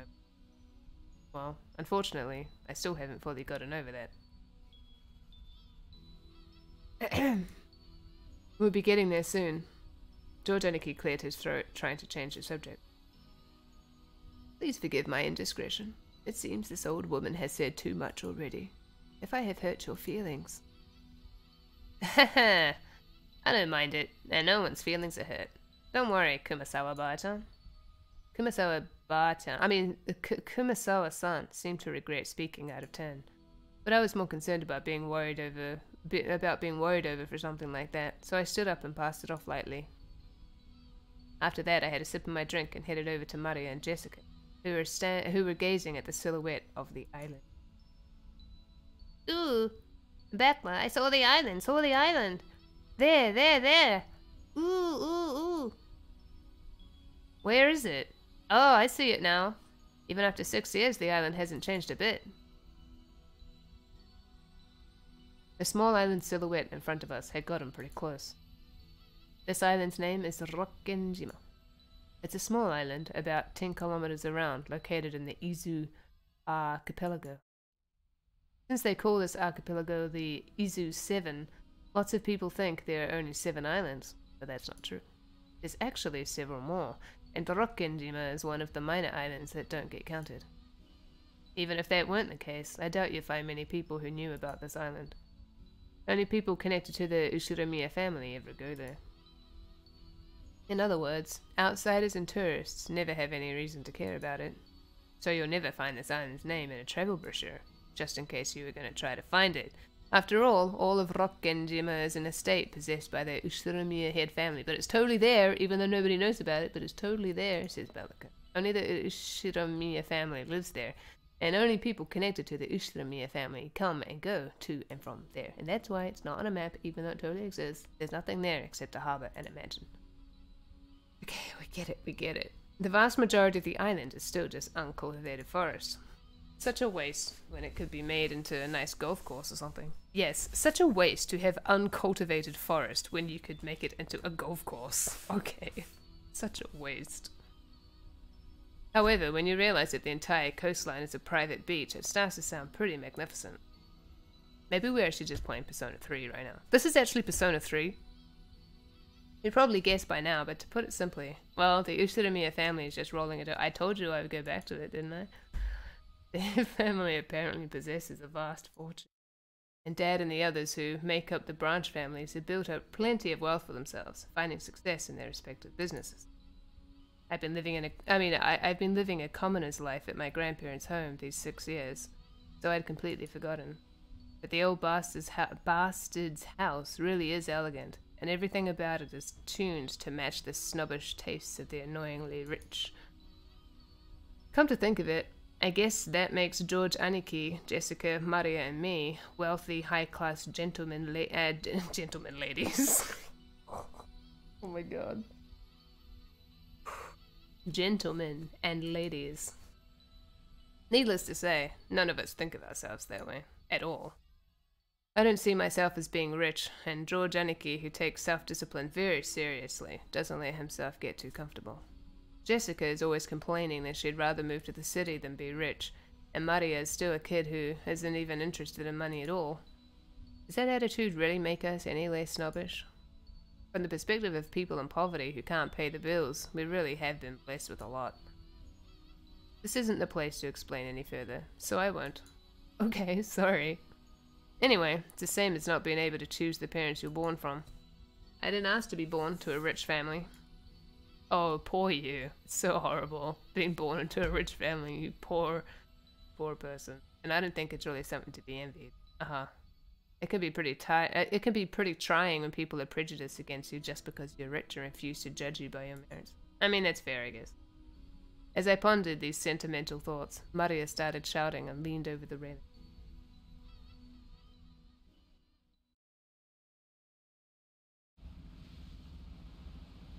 Ugh. Gone. What's wrong, Maria? Did you drop something? Ugh. Gone. I like her eye color. Gone. Ugh. Maria kept yelling, gone, gone. At first it sounded as though she had dropped something, but while she shouted, she also pointed out over the ocean. What's wrong? What's gone? I'll look for it too if you want. What is it? If she had dropped something, she would probably have looked down at the floor, but Maria was pointing out over the ocean. One would assume by that gesture that she had spotted something, but she kept saying that something wasn't there. Strange. However, since my last memories of this place came from 6 years ago, I was able to spot it before Aniki comes here every year. Huh? If I remember correctly, wasn't there a torii or something on top of a small crag around here? That's right, it was definitely there. I remember it well, since as we get closer to the island, it's the first thing to greet us, like a landmark. What is a torii? Wow, you're amazing, Battler. Even though it's been 6 years, you remembered. It was here, wasn't it? I remember it. I remember too. The tutelary god shrine and that torii-like thing were standing all alone on that crag. And now that you mention it, they are gone, aren't they? I'm pretty sure they were still there last year. Gone. Gone. Ooh. Maybe they were washed. Red Games. Thank you for the donation, Red Games. Can't hold any more items. God. Maybe they were washed away by the waves or something. It was a small crag, so it probably got worn away over time. Well, that's my theory too. It was last summer that it disappeared. But they say...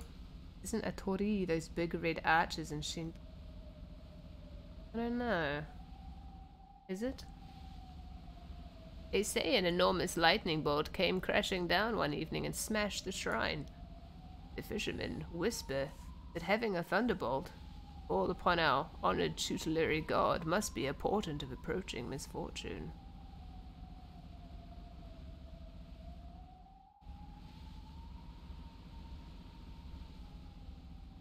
Oh, rip, what's happening?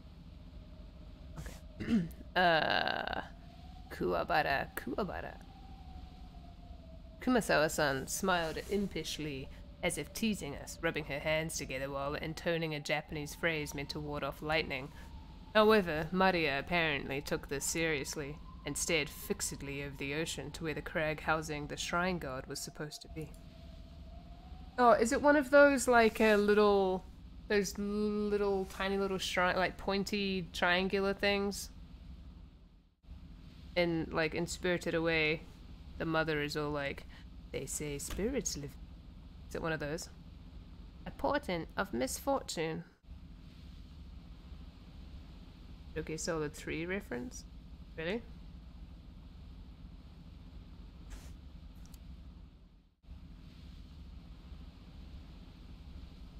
Tori.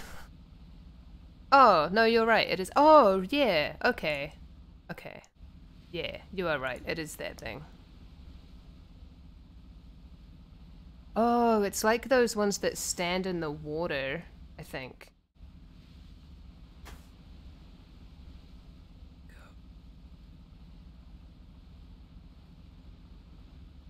Sorry, I'm just trying to chat. Oh no, no. It is just the ones on land as well. Just kidding. Sorry, I'm just like looking at the book. Just kidding. Apparently, it literally translates to bird abode. Apparently. I see. Okay, learned more. All I can see is the Finnish word for market, which is tori. Yeah. A portent of misfortune. Oh, a portent of misfortune. Ooh. Enough, Kumasawa-san. Maria isn't old enough to get that kind of joke. It's okay, Maria-chan. It's just a coincidence. Nothing scary's gonna happen. Lord Aniki put a hand on Maria's shoulder to calm her down, but Maria's sharp-eyed expression didn't waver. Misfortune. Misfortune. Maria muttered that word over and over. Apparently, repeating a single word over and over is a habit that Maria's had for a long time. Yeah, she has, like, very non-language development. Wow, that was a great sentence. For 6-year-old, like, you should really be able to speak better by now. But anyway. However, since the word she was saying was literally an ill omen, it was a bit creepy. Rip. Hey now, Maria. If you say it over and over like that, misfortune will really end up happening, you know? Tapped Maria's other shoulder. Maria whipped her head around, stared into my face, and spoke unblinkingly. Oh, looks like a lullaby. Ooh, misfortune is coming. Huh? And just where is it coming from? I answered lightheartedly, trying to break the tension in the air, but the music had changed, and so we knew something bad was happening. Ominous. At that moment, Maria held up a finger, raised her arm high, and pointed up to the heaven. When I looked up, I saw that the sky was still just as cloudy, but it had grown a great deal more lead than it had been that morning. That's right. They were saying that a typhoon was approaching. We had planned to spend one night on the island, but if the storm doesn't pass quickly, I won't be able to make it to school on Monday. Well, I guess it makes for a pretty good excuse to be absent. Ooh. She apparently sensed some kind of misfortune in this cloudy sky. There's some very pretty looking clouds. They're like Bob Ross's little happy clouds. She's been muttering that non-stop for a while now. Girls at Maria's age tend to be very impressionable. She's just about the age that many girls start to get excited about sixth senses and whether they have any psychic potential and stuff. Wait. Girls at 6 start to get excited about sixth senses? Do they? I don't think I did when I was 6. Maybe when I was like 12. Not when I was 6. All I know is, ooh. For all we know, this might be due to her childish, sensitive nature. Could be, could be. Oh, she's 9? Oh, yeah, she is 9. Yeah, that's right, because 6 plus 3 is 9. Well, then it's even worse. Her language is even worse. Oh, yeah, that's a good point. That's a good point. This looping sound effect is weird. Because it, like, stops, and then it starts again. It's like when you're in the backseat of a car, and it's, like, driving a really long way, and you start to fall asleep, and you can, like, hear the rumble of the engine, but it like fades away for just a second as you fall asleep, and then it comes back because you wake up again, and like as you go in and out of the sleepiness it like comes. Is that just me? I have many memories of this. We used to go on little road trips when I was little. Yeah, you're right, she's 9. Yeah, okay. Well, I get maybe at 9 then little girls get interested in their psychic powers. Yeah, okay, alright, fine, I'll give it. Oh, fine.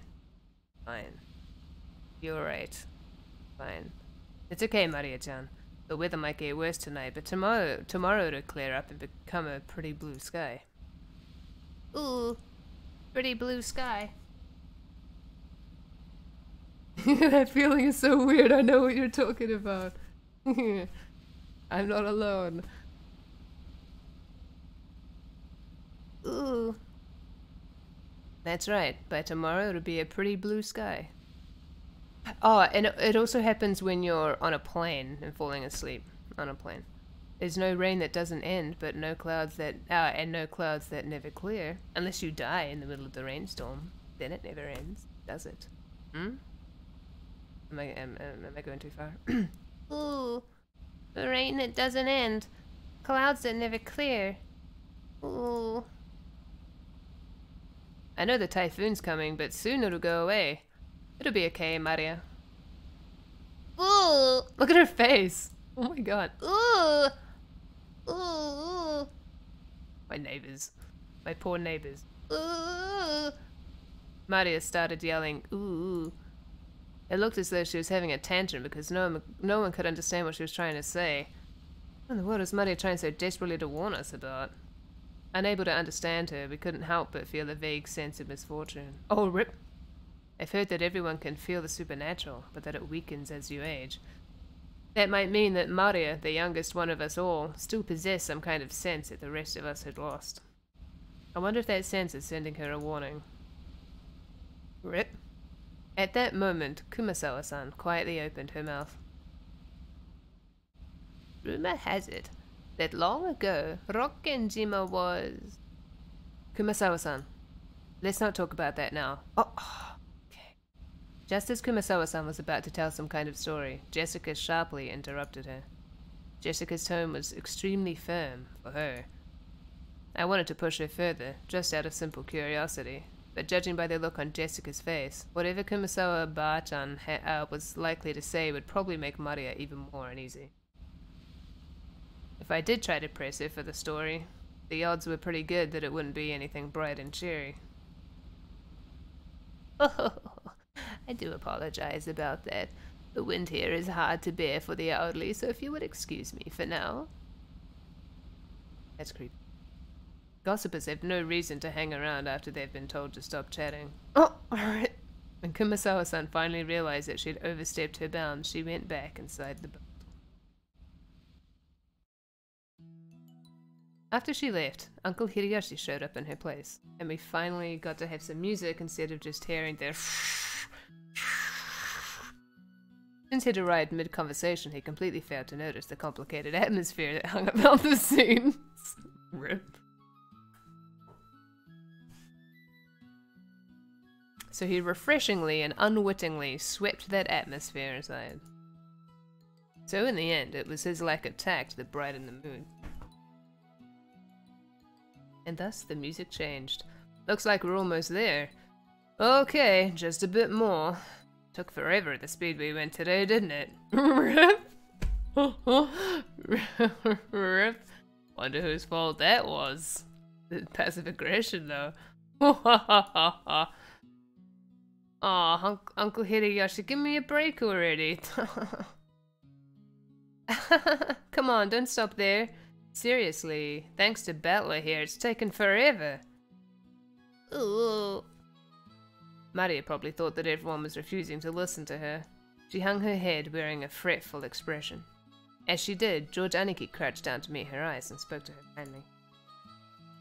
Maria-chan, there's nothing to be afraid of, because we're all together. There's nothing to be afraid of if we're together. Go ahead and say it. Ooh.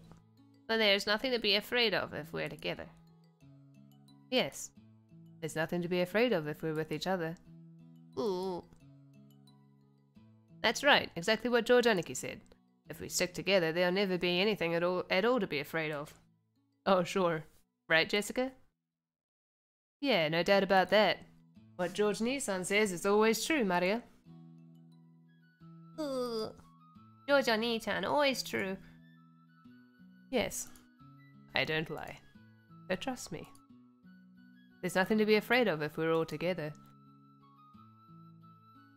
Ooh. George Oni-chan doesn't lie. I trust you. There's nothing to be afraid of if we're all together. Ooh, not afraid. Maria jumped into George Aniki's arms and hugged him tightly. After Aniki patted her head, she jumped away again. Her facial expression had undergone a 180-degree change, turning back to normal. She was once again the ordinary Maria. Ooh. There's nothing to be afraid of anymore because we're together. Ooh. Yeah, that's it. You look all better now. You're strong, and that's awesome. Ooh. I'm awesome. Hey now, what's going on here? Maria-chan didn't get seasick, did she? Hmm? Well, something like that. We'll be arriving soon. The harbor was already drawing near. Even though nothing has changed in this picture. And we're going backwards. Oh, hello. Umineko no naku, korani. Rondo of the witch and reasoning.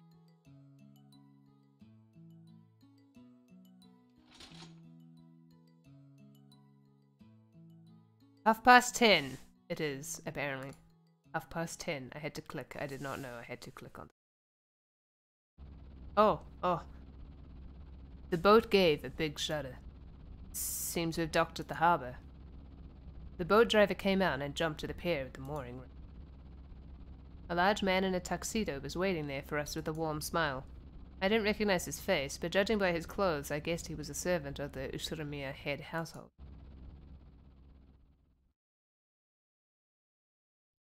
Welcome home, milady. You were so late in returning that I began to worry. What is this chin he has? What is this? Why do you have boobs for a chin? What is this chin?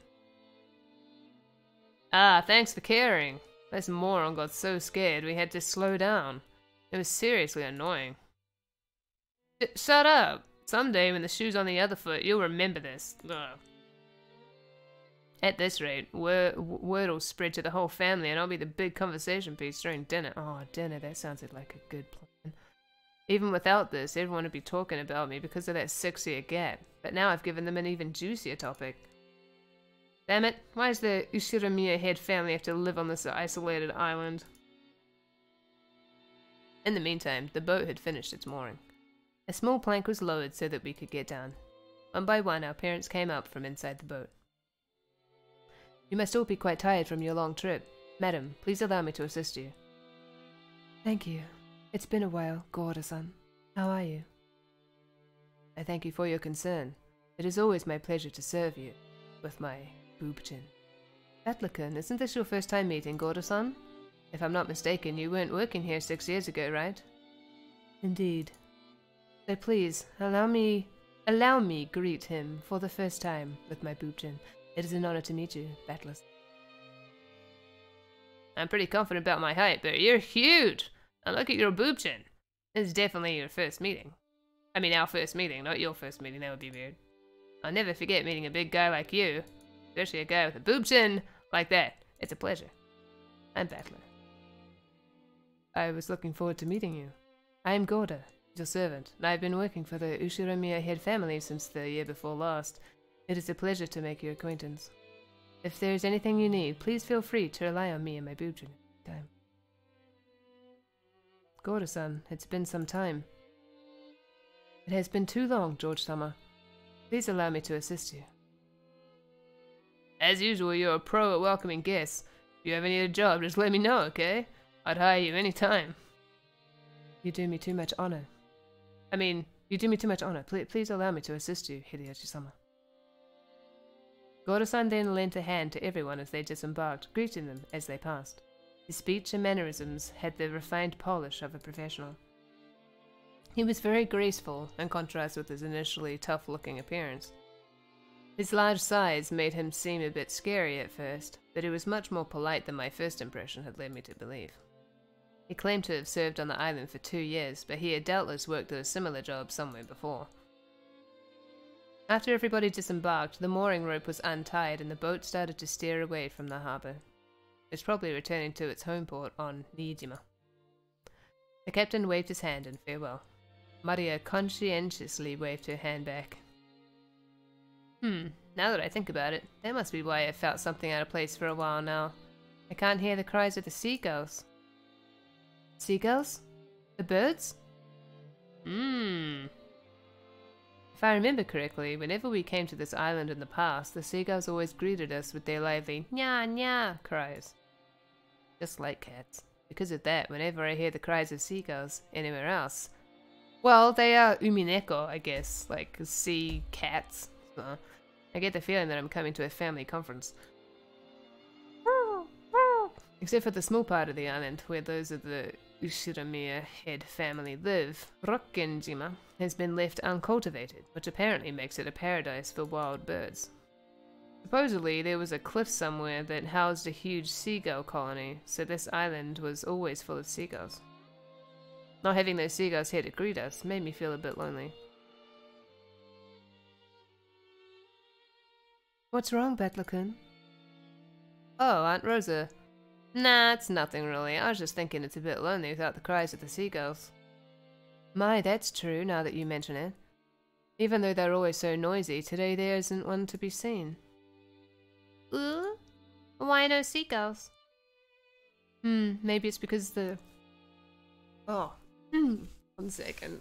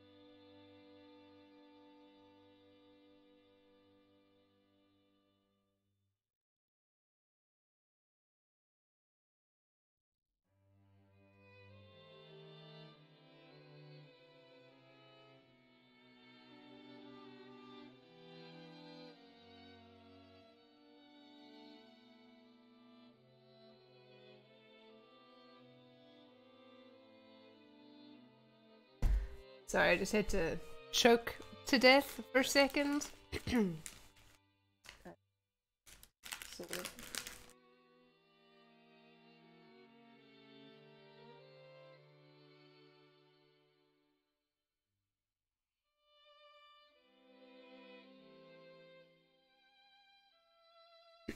Okay, anyway. Oh wait, so who's talking now? Maybe it's because the seagulls are having a get-together somewhere too. Maria, did you want to see the seagulls? Ooh, wanted to see them. Still, it's a bit strange there isn't even a single one around. Maybe Jessica grilled them all and ate them. Ooh? The hell? Don't say don't say disturbing stuff like that.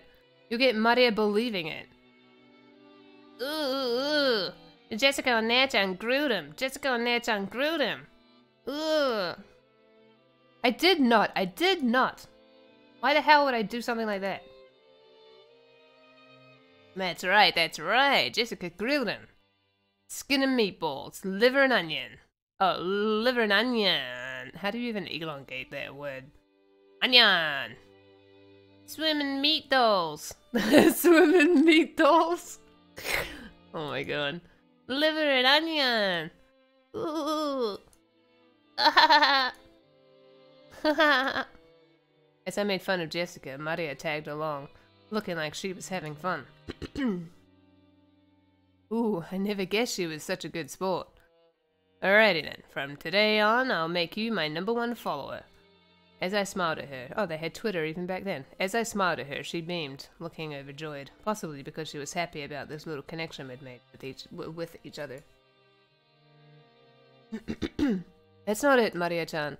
I've heard wild birds are attuned to changes in the weather and atmospheric pressure. The weather will probably get worse tonight. The seagulls might have returned to their nest early. Ooh, not grilled? Jessica Nair-chan didn't grill him? No.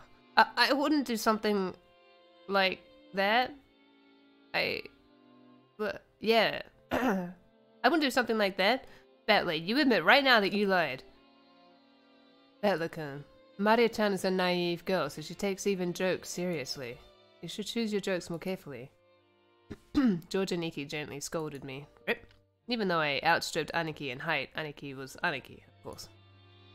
There was no choice but to obediently apologize. Sure. My bad. Maria, that was a joke.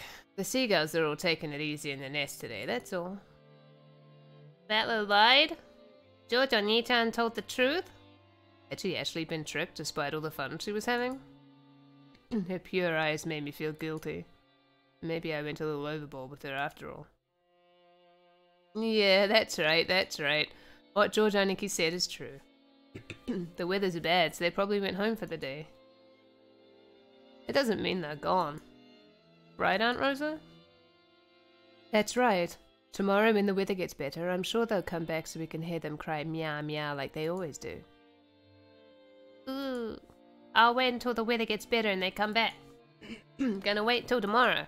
Gonna wait until the weather's better. Ooh. Maria was in a lighter mood and was looking forward to tomorrow, when the seagulls would come back and fill the skies. Still, George Aniki really was amazing at taking care of kids. I think I remember Aniki taking good care of me as well when I was a brat 6 years ago. Aniki, that's probably your gift. Sorry for me constantly clearing my throat in your face. George-kun is amazing at taking care of young kids. If you wanted to, I'll bet you'd do great with a job in childcare, don't you think? Yeah, it's almost like George Nissan was born to do something like that. Personally, I think that'd suit you better than doing business in some company president's office. Oh no. Childcare is a fine career path, but it's not a job where merely liking children is enough. You really are modest, George-kun, but Battler-kun is quite good with children too. Just a second ago, even though it didn't last long, Maria seemed to be having a lot of fun. Please, keep on playing with her like you did just now. Oh. Just choose your jokes more carefully, okay? Aunt Rosa winked at me. I thought they said wrinkled. Winked at me, giggling a little. She's a real mother, I thought to myself, who's happy to see Maria having fun. Come on, Rosa. And you brats too. What the hell are you doing? Let's get going. Okay, we're coming. The old bastard was waving for us to hurry up. Yeah, we needed to get moving. We might as well have this conversation after setting our luggage down in our rooms. Now then, everyone, allow me to lead you to the guest house where you will be spending the night. Please, this way. Maybe I should make his voice deeper, please. Goda-san called to everyone and led the way. Kumasawa-san brought up the rear.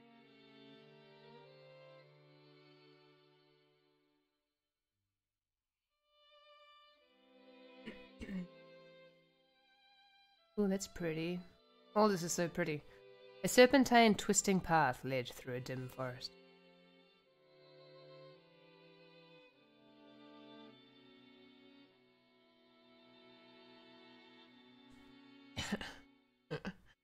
It ran a bit uphill.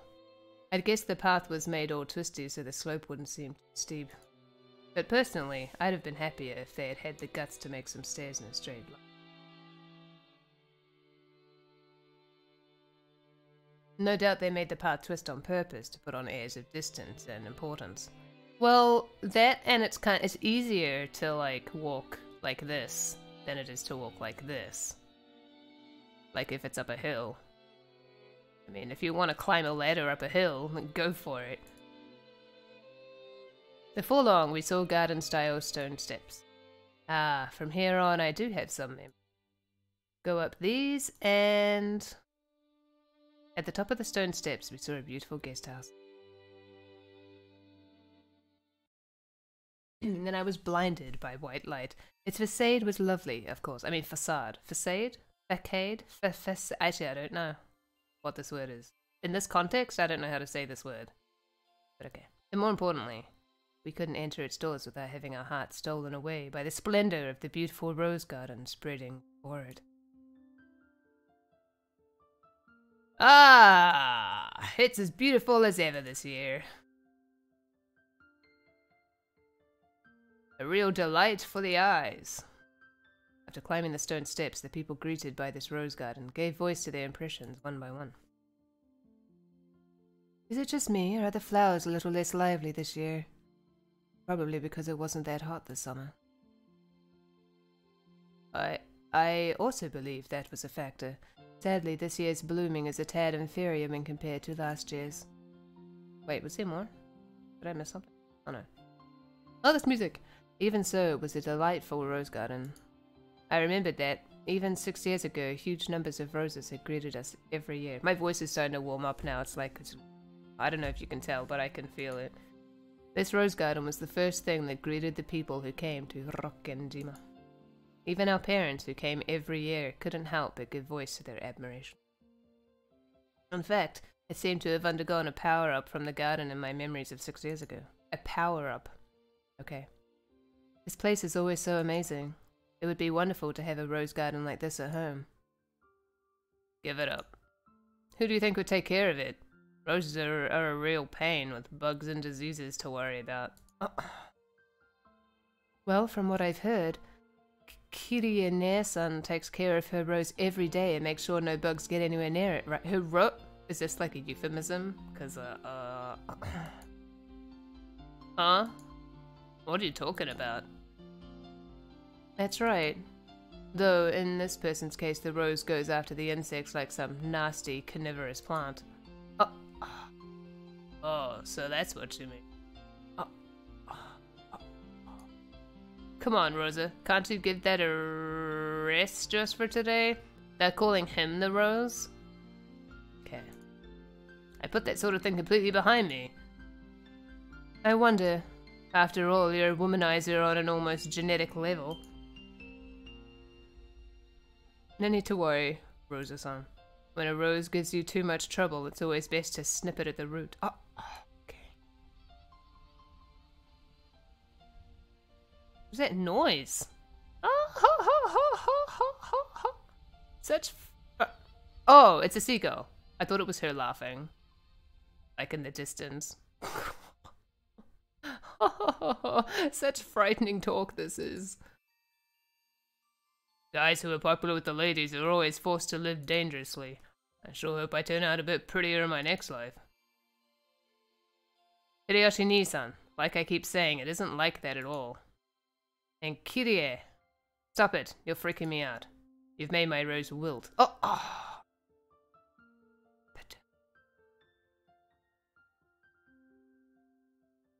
Hey Maria-chan, look over here. Oh, I mean, hey Maria-chan, look over here. These roses are especially magnificent. Magnificent roses. Ooh. Smells pretty sweet. Look, this suits my elegance perfectly. Hey, cut it out.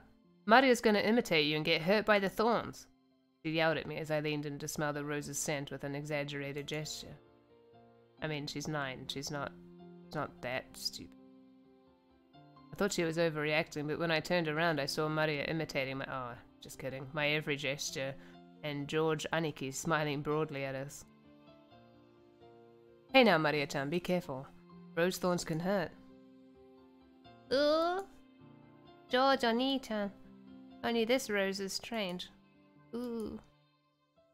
Strange? What's wrong? Maria pointed at a single rose. I immediately understood why she found it odd. In the midst of all these magnificent roses, one single rose was just starting to wilt. Where? I didn't see it? Such lies have been told. There wasn't any particular reason. Some roses flourish and others wilt. That's all there was to it. But Maria seemed very concerned about the only unhealthy one in the group. It must have made her feel lonely. So you feel sad for this rose because it's the only one that isn't healthy? Ooh. I thought I remembered in the anime her mother was a lot meaner. But maybe we just haven't got to that yet. The others are all healthy, but this one's sad. Like, we saw a little bit of it at the beginning of the game. When she was first introduced. It was all like, Maria, don't talk like that, blah blah blah. But I thought I remembered her being like crazy. Like from the beginning, but I don't really remember, so. The others are all healthy, but this one's sad. Well, they all bloom and wither at their own paces. I'll bet this one's just starting to wilt early, because it got to bloom before any of the others. Yeah, that's right. It probably just bloomed like crazy, fulfilled its duty and went to sleep. You shouldn't get so worked up about it. Ooh. It seemed that Maria's pure sensitive nature was making her feel some emotional pain for the rose that wilted alone. Even though she understood the logic of it, it still felt lonely to her. Then, Maria-chan, why don't you look after this rose until we leave? Ooh. George Aniki straightened up and felt around in his pocket. He then took out the wrapper from the candy he'd been sucking on the plane. He twisted it into a thin string, then gently tied it to the rose as a sort of marker. Hey, that's pretty cute. Let's mark it with this. Later on, you can come and give it some water. I'm sure Mr. Rose will be happy. Ooh, come to give it water. I think you should give Mr. Rose here a name. I'm sure that'll make it happy, and you'll get to know it, a little better. A name? A name. Ooh. Though she still wore her usual sullen face, Maria crossed her arms and began to consider this intently. At the very least, she appeared to have been completely pulled out of her slump. Nice going, Annie. George Nissan has always been really understanding. Can't help but respect him. Yeah, I guess he was just born that way. We gotta start picking up tips. Was this garden just as magnificent when you all were kids? It was only after I stopped living here that it grew so big. Before that, the garden was simpler, though I'm still attached to that one. Nissan fiddled with it too. Oh, Nissan fiddled with it too much with that vaguely bad taste of his. I liked it much better before. Eva, you've got to think positive. Setting aside how it used to look, its beauty now is something to be admired. You'll be able to relax a lot better if you look at it that way. I didn't mean it like that. I was just saying that I wanted you to see this garden the way it was before, too. Everyone, if you please, I shall guide you to your rooms now. Goro-san called to everyone to ask if we were ready.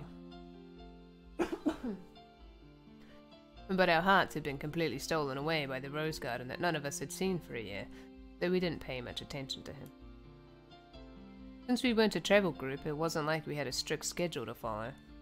Besides, since our parents were visiting their old home, full of nostalgia, it wasn't like they had to let themselves be urged on by anyone or anything. Understanding the situation, Goro-san continued to wait, smiling wildly until our parents got tired of the roses and told him to guide us to our rooms.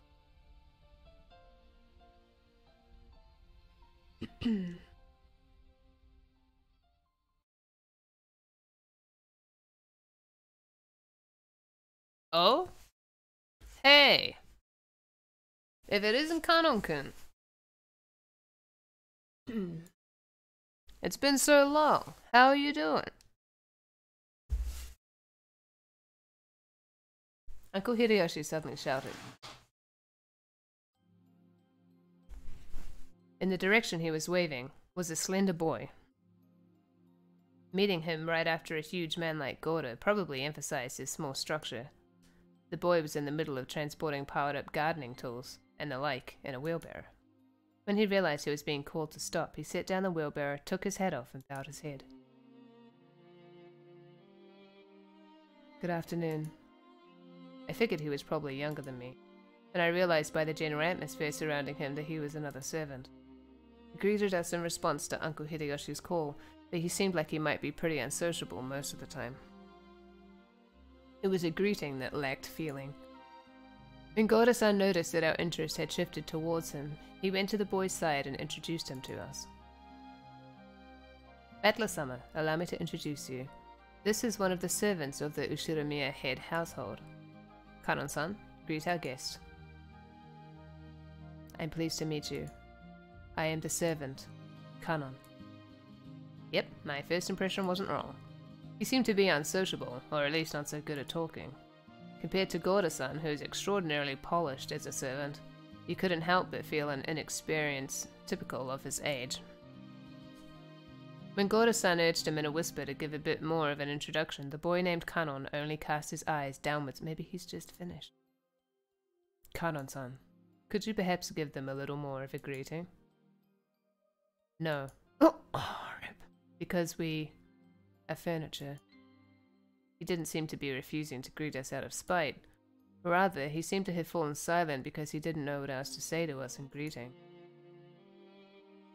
Well, Kanon-kun's shy and doesn't tend to talk much. He might not be that sociable, but deep down he's really a good person.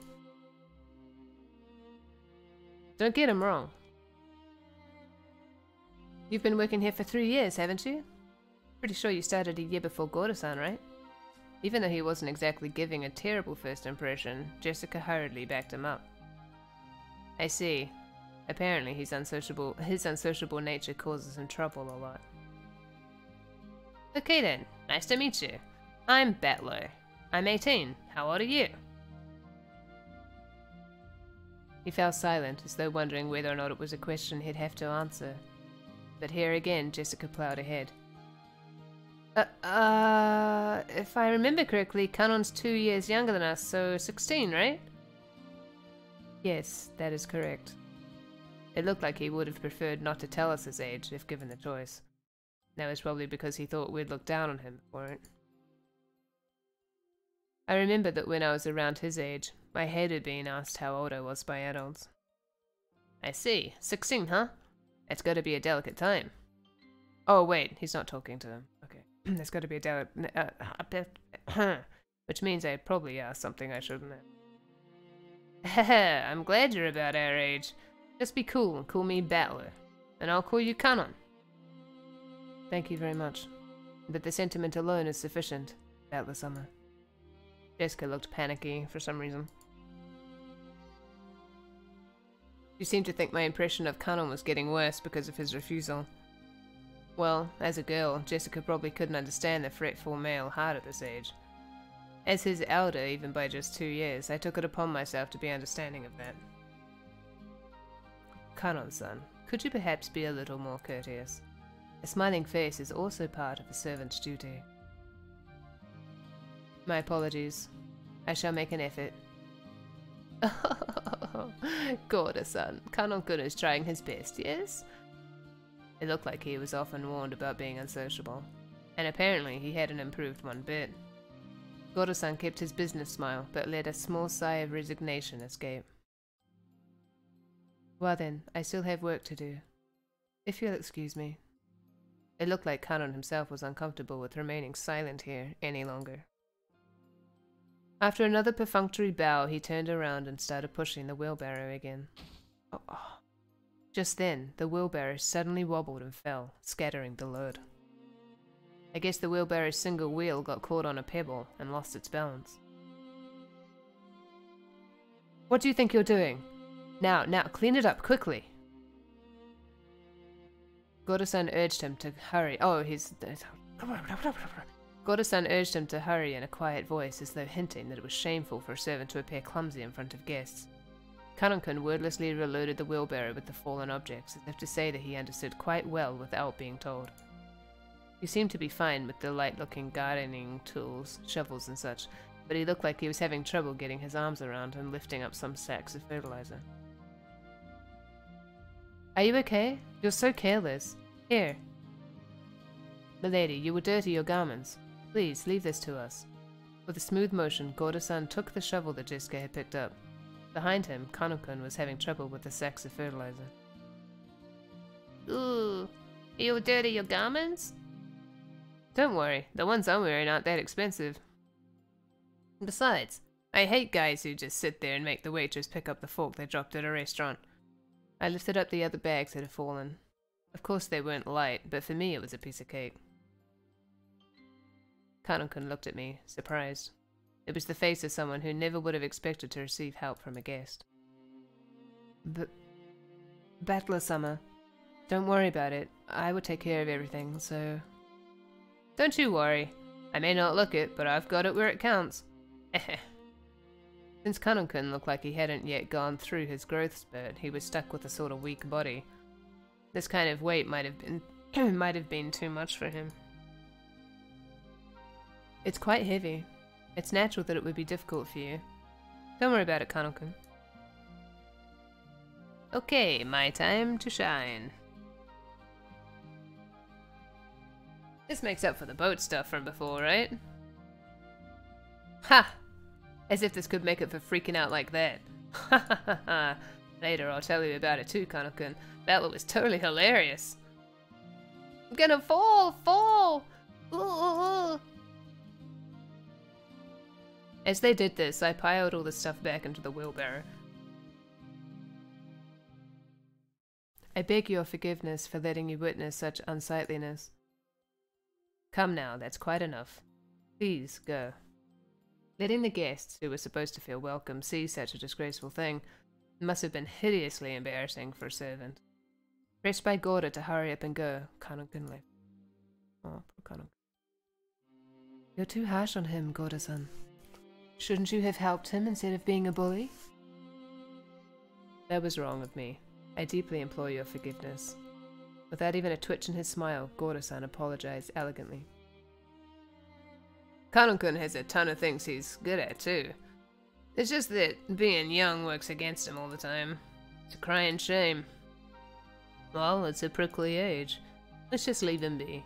After all, closed-mouthed servants are the best kind. Oh, isn't that right, Kumasawa-san? Rudolph-sama, you truly are harsh.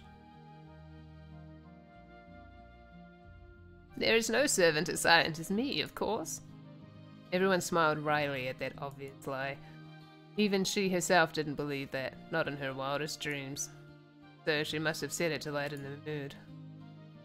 Yeah, that's the kind of character Kumasawa Bachan used to be. The once stiff atmosphere had cleared up at once thanks to her cheerful smile. To be. I'd like to sit down our luggage soon. Godo-san, what rooms are we all going to take? It shall be the same as the previous year. Allow me to guide you. I can't figure out his voice. Chin is too distracting. Please, this way. We headed towards a trim, elegantly simple guest house. This was going to be our temporary quarters for the night. Temporary.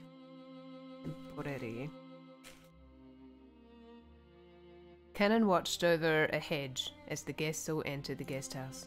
Then he let his eyes fall on those heavy sacks of fertilizer, piled up in the wheelbarrow. In his mind, he kept going over his previous mistake. Battler, big and strong, had picked up the sacks in front of him. Sacks Kanon couldn't lift himself as if they were feathers. It would be extremely difficult for an outside observer to guess what emotions their favor had stirred up in Kanon. But as far as you could tell by watching him hang his head, there was something that he just couldn't let go of. Muttered words escaped his lips, but those words he murmured were so soft that they didn't reach even his own ears. That is soft. Even I... Kanon hung his head, slightly biting lower lip.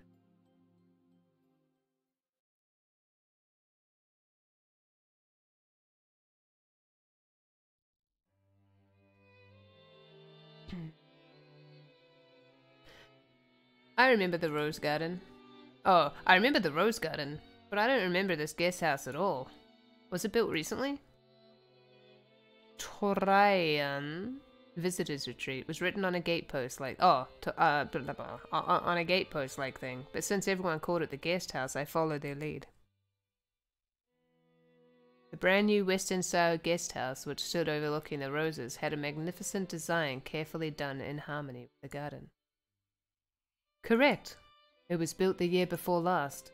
Ever since then, they've had us sleep over here.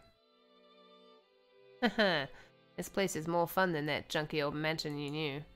I wish my room was over here. Ooh. This actually looks like this Japanese house I stayed in once. Which is weird. Like, the stairs were there and everything. Ooh, I want a room here too. I want one. I guess you could say my own house was upper class, but to me it felt completely ordinary compared to the head family. The display of wealth was shocking, as was the fact that they had built this kind of awesome guest house for guests who came over only a few times a year. Eva-sama, Hideyoshi-sama. Please do make use of this room. Rudolph-sama, Kirie-sama, please take this room here. I really do love how beautiful and elegant this place is. Western style architecture truly is wonderful. I can handle Western design for a few days, but any longer than that, and you need the good old Japanese look. Japanese people just relax best on tatami mats.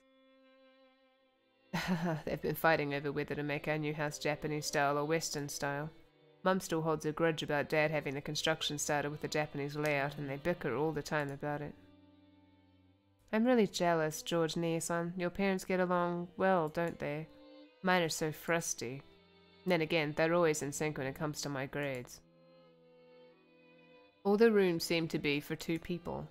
I was grateful since I wasn't going to be forced to share the same room with the old bastard under the pretext that we were family. And anyway, I figured those 2 wouldn't be able to enjoy themselves with someone like me around. What's with that creepy smile? You're thinking about something dirty, aren't you? Something dirty? Of course not. Please enjoy your stay. That hurts, you old bastard. Once again, Dad pulled my ears from behind. Cut the crap. I'm getting a stomachache, and I'm not in the mood for this. You're the guest of this. You're the guest of honor this time round. So play as nice as possible with Dad and Aniki and the rest. At the very least, be careful of what you say in front of Dad. Got it? Because wisecracks don't go too well with him. Jessica-chan, what's the head's mood been like lately? Same as last year, I guess.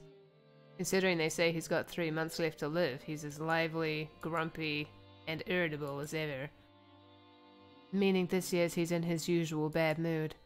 And as usual, the only one who's able to look after him is Genji-san. It seems the master will open his heart to no one else. Lately, us small people have not even been granted an audience with him. He shut himself up in his study again, probably doing nothing but— oh wait, that's not her speaking. He's shut himself up in his study again, probably doing nothing but that weird black magic of his. What he does for a hobby is his own damn business, but when he starts stinking up the house, it really gets on my nerves. I wish he'd never come out of that study again. Oh. You shouldn't talk like that about the elderly. We're all indebted to him since he rebuilt the Ushiromiya family. We should be more grateful. Well... sorry. After being rebuked by George Aniki, Jessica had no choice but to take back her thoughtless remark. The Ushiromiya family was wealthy beyond belief, but of course that meant all its members were a bit strange and completely out of touch with the world at large. And at the top of the chain, the family head, our grandfather, seemed especially strange and terrifying, even for our family. even for our family. Dad said he was getting a stomachache earlier, and I imagine that reflected the honest feelings of all the adults here today. No doubt they were jealous of us grandchildren, just play around and laugh without a care. From the stories Dad told me, the family head was a violent man who ruled with his fists, beating his children, even his daughters, mercilessly with a wooden sword. If he was so strict and uptight about that, why couldn't he have been a little more conservative with his kids' names? Because of that, even us grandkids have had to suffer. How many times are you going to say this? Stop about your name already. Anyway, I can't say I have any trouble believing those terrifying stories about him. I don't remember meeting him very often, but I think I recall him looking extremely grumpy all the time, always making people cower with that sharp gaze of his. I remember that the room's atmosphere got so tense whenever he was around you couldn't even breathe. What my dad said about me being the guest of honor now carries a little more oomph for me. 6 years ago, I was in elementary school, but I'm a high schooler now. If I act up, things could get serious. Ooh, scary. He does look frightening, but he's not so terrifying that you need to tense up like that. Nothing of what he says is truly unreasonable. He may be clumsy at talking, but he's a very logical person. But George Neeson, you've been their family darling since, like, forever, because of your awesome grades, right? Grandfather treats us completely different. I've even gotten slapped with a wooden sword. On my ass. My ass! On my maidenly innocent ass! Well, you're the heiress of the head family, Jessica-chan. But grandfather is giving you special attention. Oh, that's what you want to call it. You've got to realize that his strictness reflects his high hopes for you. That doesn't make it okay! Stop it. Oh, come on. Seriously, I could just turn the succession over to you, George Neeson. A bit heavy of a burden for me to carry. I think I already said it before, but Jessica's the girl heir to the head family. We're only cousins in branch families, so she probably feels a totally different sort of pressure than we do. Ooh, Jessica and Air-chan, is that heavy? If I help hold it, will it get lighter? Thanks. It's okay, I'm not going to push it on you, Maria. I'm going to bear this cross until my grave. Don't worry. She was grateful for Maria's innocent concern, but Jessica's face still seemed to contain some of the uneasiness she felt towards the future. Maybe we were in the same boat. Any high schooler with exams approaching would have trouble hiding their anxiety for the future. Maria, come here. You and I will be in this room. Batlakan. I heard you're gonna be with me in this room here. Oh? Oh, now there's a surprise. Now there's a surprise. It's bigger than our parents' rooms. Dang. Well, I figured we cousins would all want to hang out together, so I told them to get a bigger room ready. Ooh, I could hear more too. I'd rather be here than with Mama. Ooh. Oh, you like it better here too, Maria? Okay, this room is George's and mine, but we'll give you special permission to come in. Better keep it a secret from your mom, okay? Ooh, it's a secret. Aunt Rosa was right behind us, but Maria still answered, striking the air with her fists clenched tight.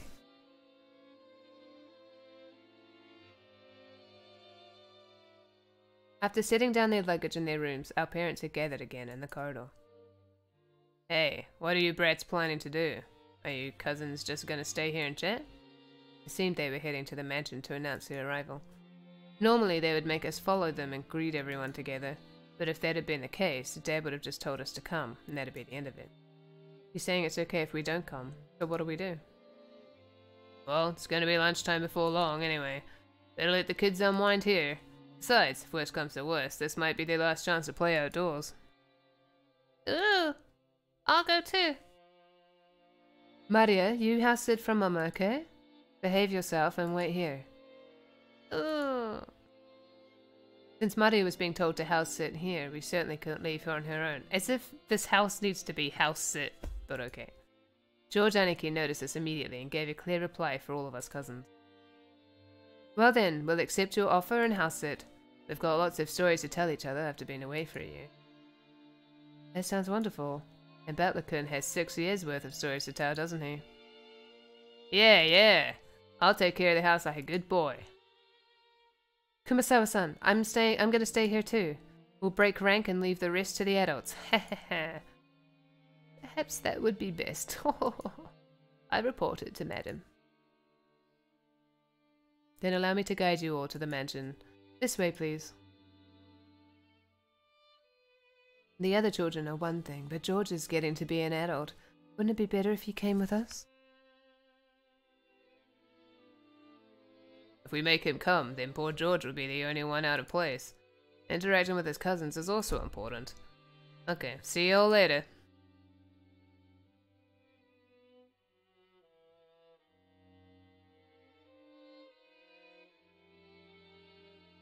The adults left, one after the other. Oops. Oh, oops. Sorry, one sec. Ah, what's happening?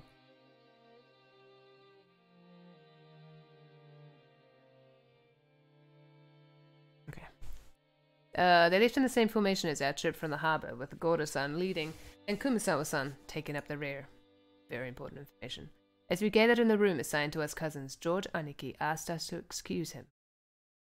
He rushed over to Kumasawa-san, who was following behind the disappearing adults, and seemed to ask her something. He soon finished his business and came back. What's up, Aniki? Nothing. I just wanted to ask her something. Ooh, tell me too. Tell me too. Hmm? What could George Nisan be asking Kumasawa-san and not me, I wonder? I don't have a clue. No, it's a misunderstanding. Not that I know what you're misunderstanding. Aniki was getting pretty tongue-tied. It was almost as though he felt guilty about something, and Jessica knew exactly what he was worried about. At any rate, it's no fun if Jessica gets to know about it, and not me. Hey, Maria, looks like we're the only two out of the loop, right? Don't you want to know what they're talking about? Ooh, we want to know too. We want to know too. Ooh. I fooled around while... Oh, wait, that's him. Ooh. I fooled around while oohing together with Maria. No, I'm telling you, it's no big deal. Liar. I'm surprised you'd tell such a terrible lie, Aniki. Confess. Maria, you tickle his right side. I'll tickle his left. Ooh. I've got his right side. Butler's got his left. Ooh. I mean Battler, not Butler. Wait a second. Wait, you two. Stop. Maria and I played around, chasing George Aniki as he tried to escape, rolling on the bed. I realize high schoolers aren't supposed to bounce around like kittens, but I still miss this kind of fun. A warm, cozy kind of fun. Ha ha ha, George Nisan, what were you asking Kumasawa-san? Well, I've got a good guess. It's been a year since the last time he visited the head family. Who knows what servants might have come and gone during that time. Either way, it looks like he'd like to go and say hi. Ooh? Say hi? I wanted to say hi too. What the hell? That's nothing to feel guilty about, Aniki. I'm not buying it. Maria, don't be fooled. Aniki's still hiding something. More torture. What even was that noise? Just stop it, seriously. Maria-chan, you too, stop already.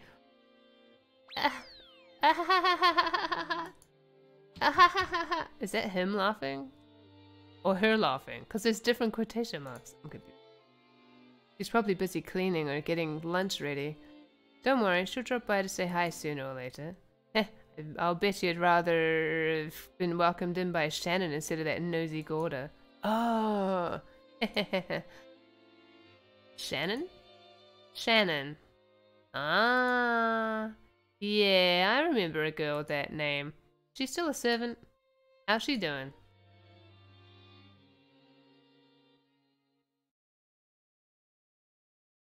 Oh, look, it's the title screen.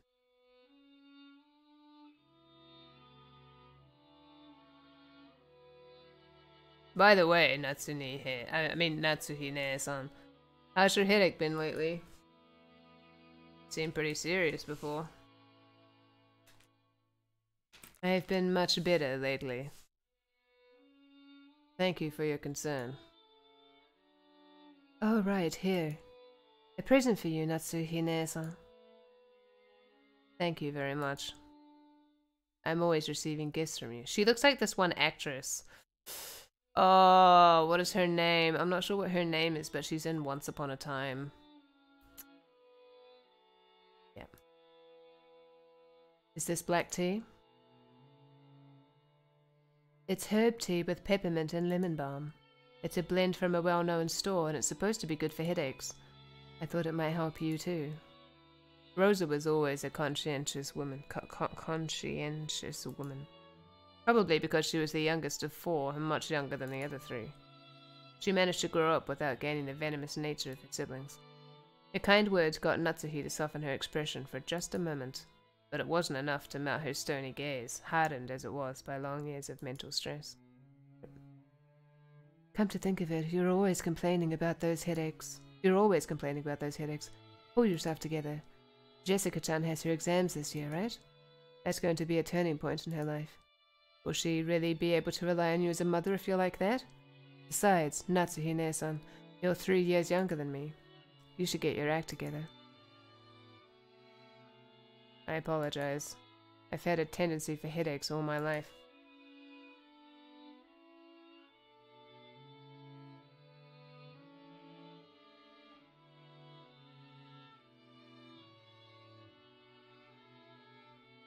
Even under normal circumstances, Eva sometimes failed to choose her words carefully.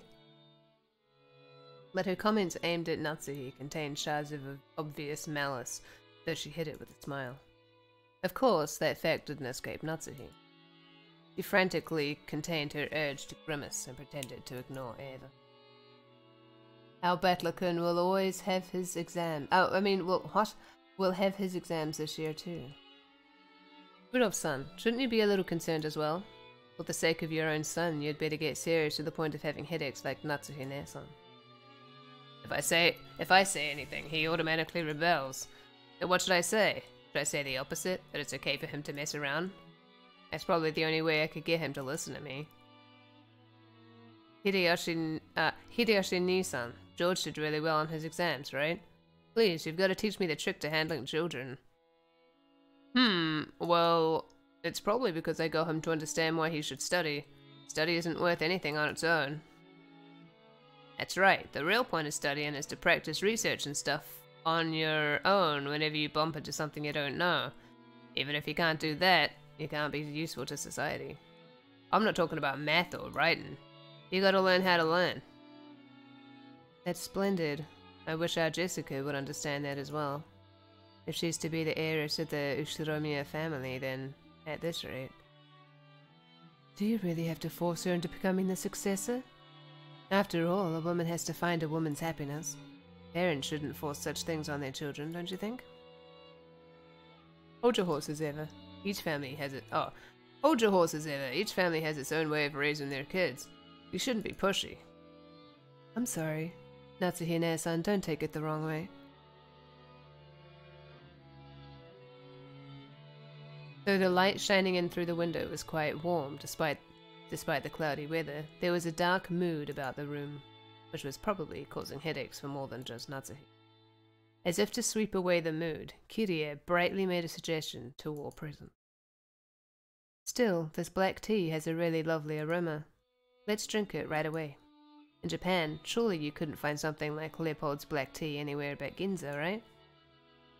I see you know a lot about it, Kirie-san. Kirie-san. I guess it was worth going to the trouble of buying it. Kirie and Rosa stood up from their seats and made as if to prepare the black tea, but Natsuhi forestalled them. I thank you both, but we can try that later. One of our people will soon be coming to bring some tea, so please relax. Leave it for later, you two. Let's enjoy our welcome drink. Rudolph gave a subtle signal with his eyes for them to sit down again. Kirie and Rosa understood instantly and obediently returned to their seats.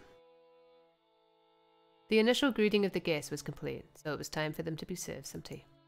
It was embarrassing for the host that the tea was late, especially now that the guests were talking about making tea themselves. Oh, rip! Natsuhi bit her lower lip, frustrated by the ineptitude of the servants who were late bringing in the tea.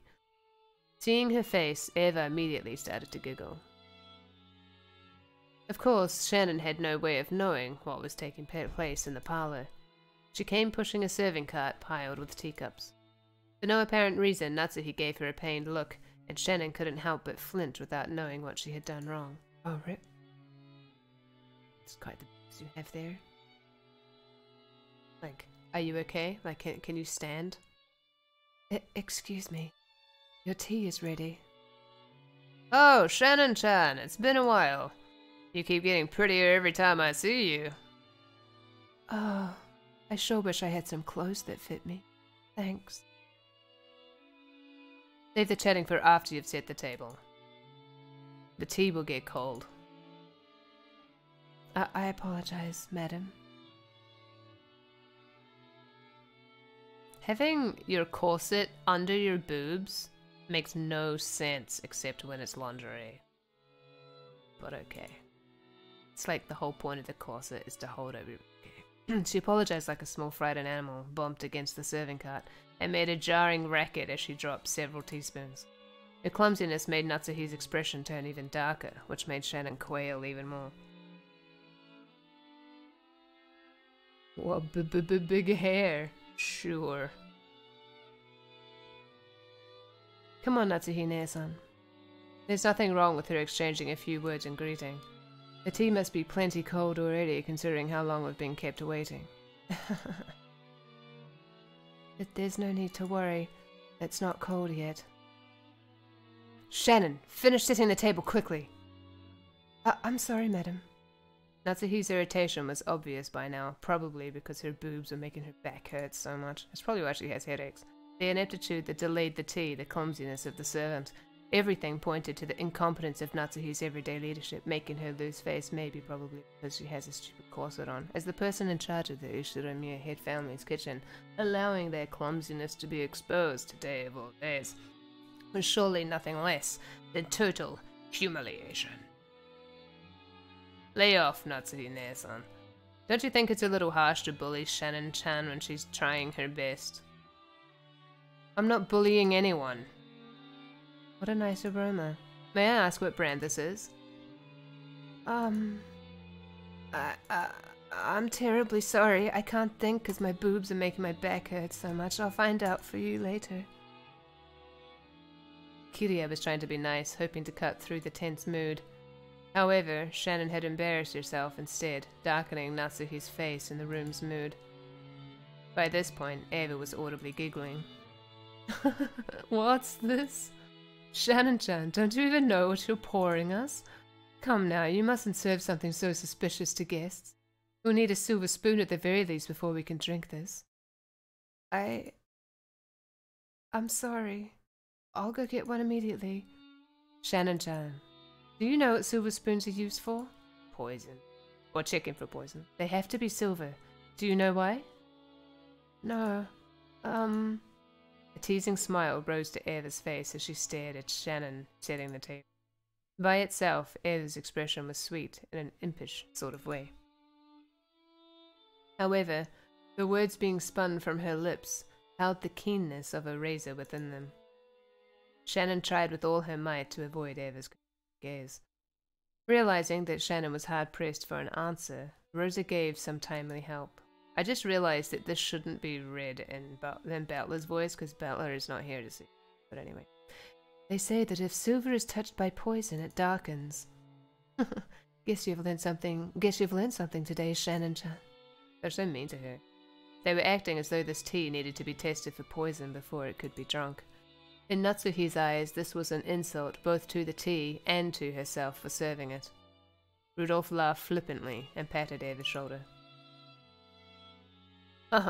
Silver cutlery wouldn't do any good for you, Aniki. It's weird that she's all like, oh no, my reputation, because they're family, like... Who cares? Just one look of your poisonous tongue and even a silver plate would turn pitch black. Ha ha ha ha! Since I get to hear the poison tongue every day, I must be poison-proof myself by now. Eva, I don't mind when you use it on me, but you'd better hold back on talking to people who haven't built up a resistance. Mwahaha. My, how cruel. All I did was teach Shannon-chan a bit about tea, didn't I? Everyone followed the lead set by Hideyoshi's horse laugh and chuckled, though not easily. Only Natsuhi didn't join in, but for the time being, the conversation inside the parlor could now be mistaken for a lively and friendly chat. As Shannon finally finished setting the tea table and tried to leave, Kirie apologized to her in a low tone, in a low voice, for not being able to help. Shannon gave a light bow and made a hasty retreat. Shannon cast her eyes downwards as she pushed the cart down the corridor. Anyone seeing the pitiful way she looked might easily conclude that she'd been bullied in some way. Don't be sad. You didn't do anything wrong there, son. You were watching. That is my role. Madam and Eversummer can go to hell. Oh, but the worst coward is that guy. Kanon glared hatefully in the opposite direction of the parlor. The preparations for the tea had been delayed by some trifling problems in the kitchen. These problems were not Shannon's fault. In fact, it had been Gorda's mistake. Oh, rip. After all, there was no way a show-off like Gorda would give up a flashy job like bringing in tea when the guests arrived. He had ended up wasting time preparing the tea once again. So, when he realized he wouldn't be able to score any points for this job, he pushed the task of setting the table on Shannon, who happened to be passing by. You might call it a clever move on his part, but there could be no doubt that it was a cowardly one. Wow. What a dick. It's okay, Kanon-kun. Thanks. I'm not bothered by it at all.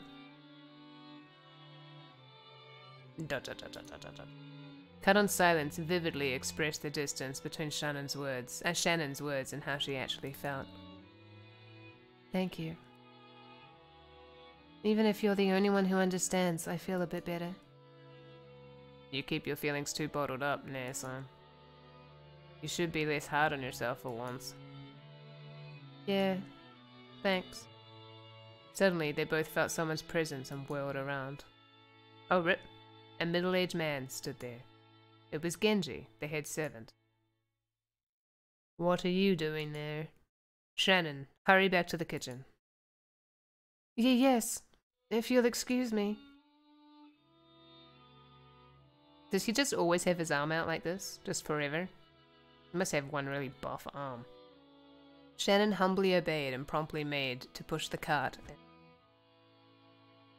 However, Kanon appealed to Genji in silence, bearing something in his eyes that he could not express in words.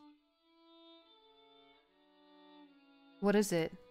Did something happen? Wait, who's talking? I'm confused. Shannon didn't... Oh, that was him saying that. Oh, whatever. He got to have Shannon's voice. Shannon didn't do anything wrong, but even so, they... Stop it, Kanon-kun. Stop it, Kanon-kun. Please, excuse me. I'll return to work immediately. Kanon-kun, you should go back to your post too. Please. If you say so, Nae-san. If that is all, then go. Go. Yes, if you'll excuse me. From the shadows in the hallway, an old woman wearing an apron watched over them. Imagine having to clean this place. That would suck. It was Kumasawa. Hey, we had these lights in detention last week. I mean, the game, detention. Poor Shannon-san, Kanon. Poor Shannon-san. Who's talking? There's no reason for those two to be picked on. It must be her, right? Thinking? There's no reason for those two to be picked on. Still, Gorda-san's dislike for them is an undeniable fact. I'm confused. Is this narration or is it her? I'm confused. Until Gorda-san was taken in by the Ushiramiya head family, I hear he... No, wait, it is her, right? Until Gorda-san was taken in by the Ushiramiya head family, I hear he worked for a fabulous hotel somewhere. Oh, wait. 1 second. 1 second. You know what it is? No, okay, so it probably is her thinking. Okay, blah, blah, blah, blah. The manner of work he learned there was quite impressive, I believe. It's just that Gorda-san is the newest servant here. He must have a lot of pride accumulated from his previous position. Because Shannon's-san. It's so hard to say Shannon's-san, by the way. Shannon's-san.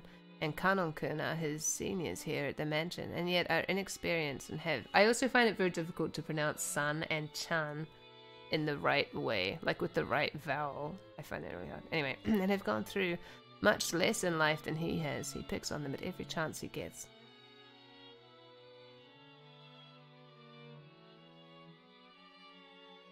Oh, that's interesting. Okay. And also, sad as it may be, they're disliked by Madame Natsuhi too. Of course, if we're talking about experience, the Madam has been in this family much longer. Wait, the Madam? And yet this is one point where I cannot help but sympathize with the Madam as well. Truly, the Master is a man with many sins on his conscience. Why didn't he realize that such a trifling whim of his would give the Madam such an inferiority complex? Of course, on the inside, even the Madam is fully aware that those two don't deserve to be treated so harshly. However, the heart has reasons that reason knows not. Ah, I feel so sorry for them. Rip. I can't do anything but watch over them from the shadows.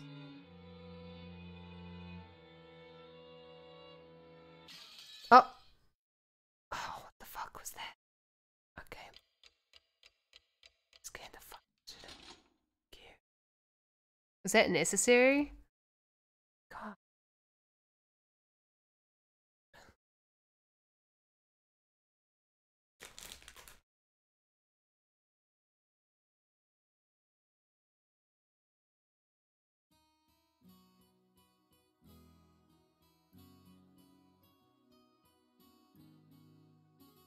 Can I stop this game in the middle of an episode?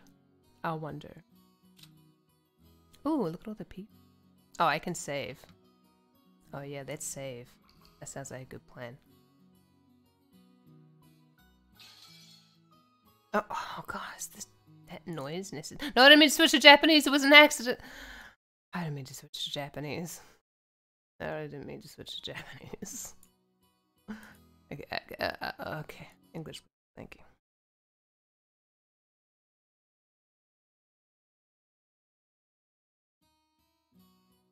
I just want to have a look at the menu.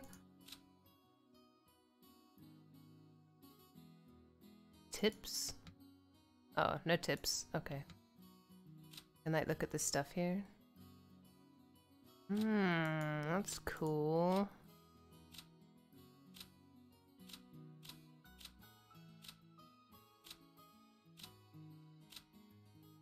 N's not in here.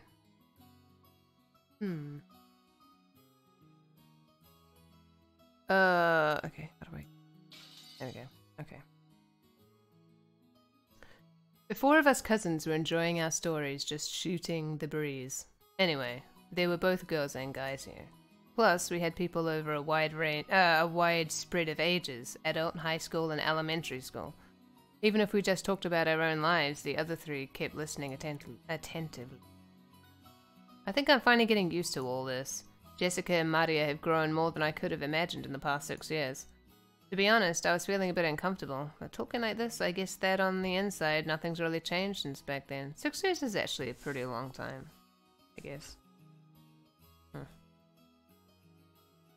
Especially for a teenager. I agree. Thank you. You haven't changed a bit, even after 6 years. Even though your body's gotten gigantic, you're still a kid inside. He doesn't look that gigantic, but okay. Ooh! I'm a kid too! I'm a kid too! Well, even you aren't gonna be a kid forever, are you, Maria? I mean, you're gonna transform from a kid into a cute young lady, aren't you? And when that happens, that flat as a board chest will reach Jessica's level. Can we not talk about a child's boobs, please? Like, can we just not? Can you stop being the person that you are? Stop it. When that happens, you gotta let me touch him, okay? It's a promise. Can you stop? Like, can you... Oh my god. Ooh! I'll let you touch him. Promise! Oh my god. Oh, it's so wrong. Ooh!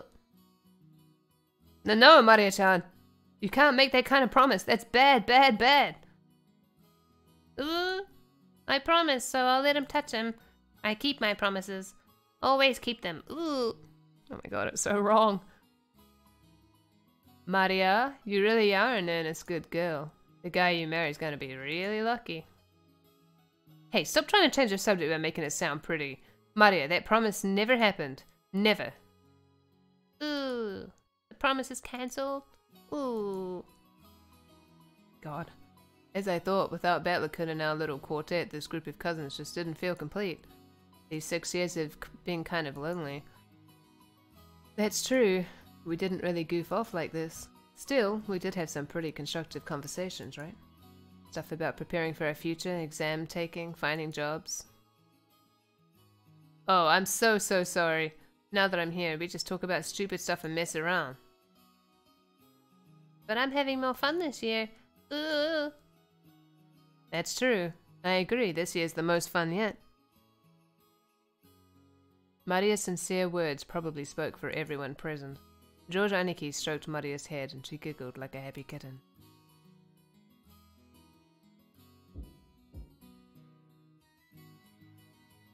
Pardon me, your meal is ready. A timid knocking sound and the equally timid voice of a young woman. Oh, pardon me, your voice is ready. Your voice is ready. Pardon me, your voice is ready. A timid knocking sound and the equally timid meal of a young woman came through the door. God damn. Jessica answered brightly. Shannon, come in. You remember Battler, right? Jessica stood up from the bed and opened the door. There stood a servant girl who must have been about our age. It's been quite some time since we last met, Battler Summer. It's nice to see you after 6 years. It's me, Shannon. Trembling a little as she noticed me, she bowed deeply. Ah, Jessica had me surprised, but look at you, Shannon-chan. Shannon-chan, oh my god. You've turned into a total beauty too, haven't you? Oh my god, can you stop? You were too kind. That is not being kind!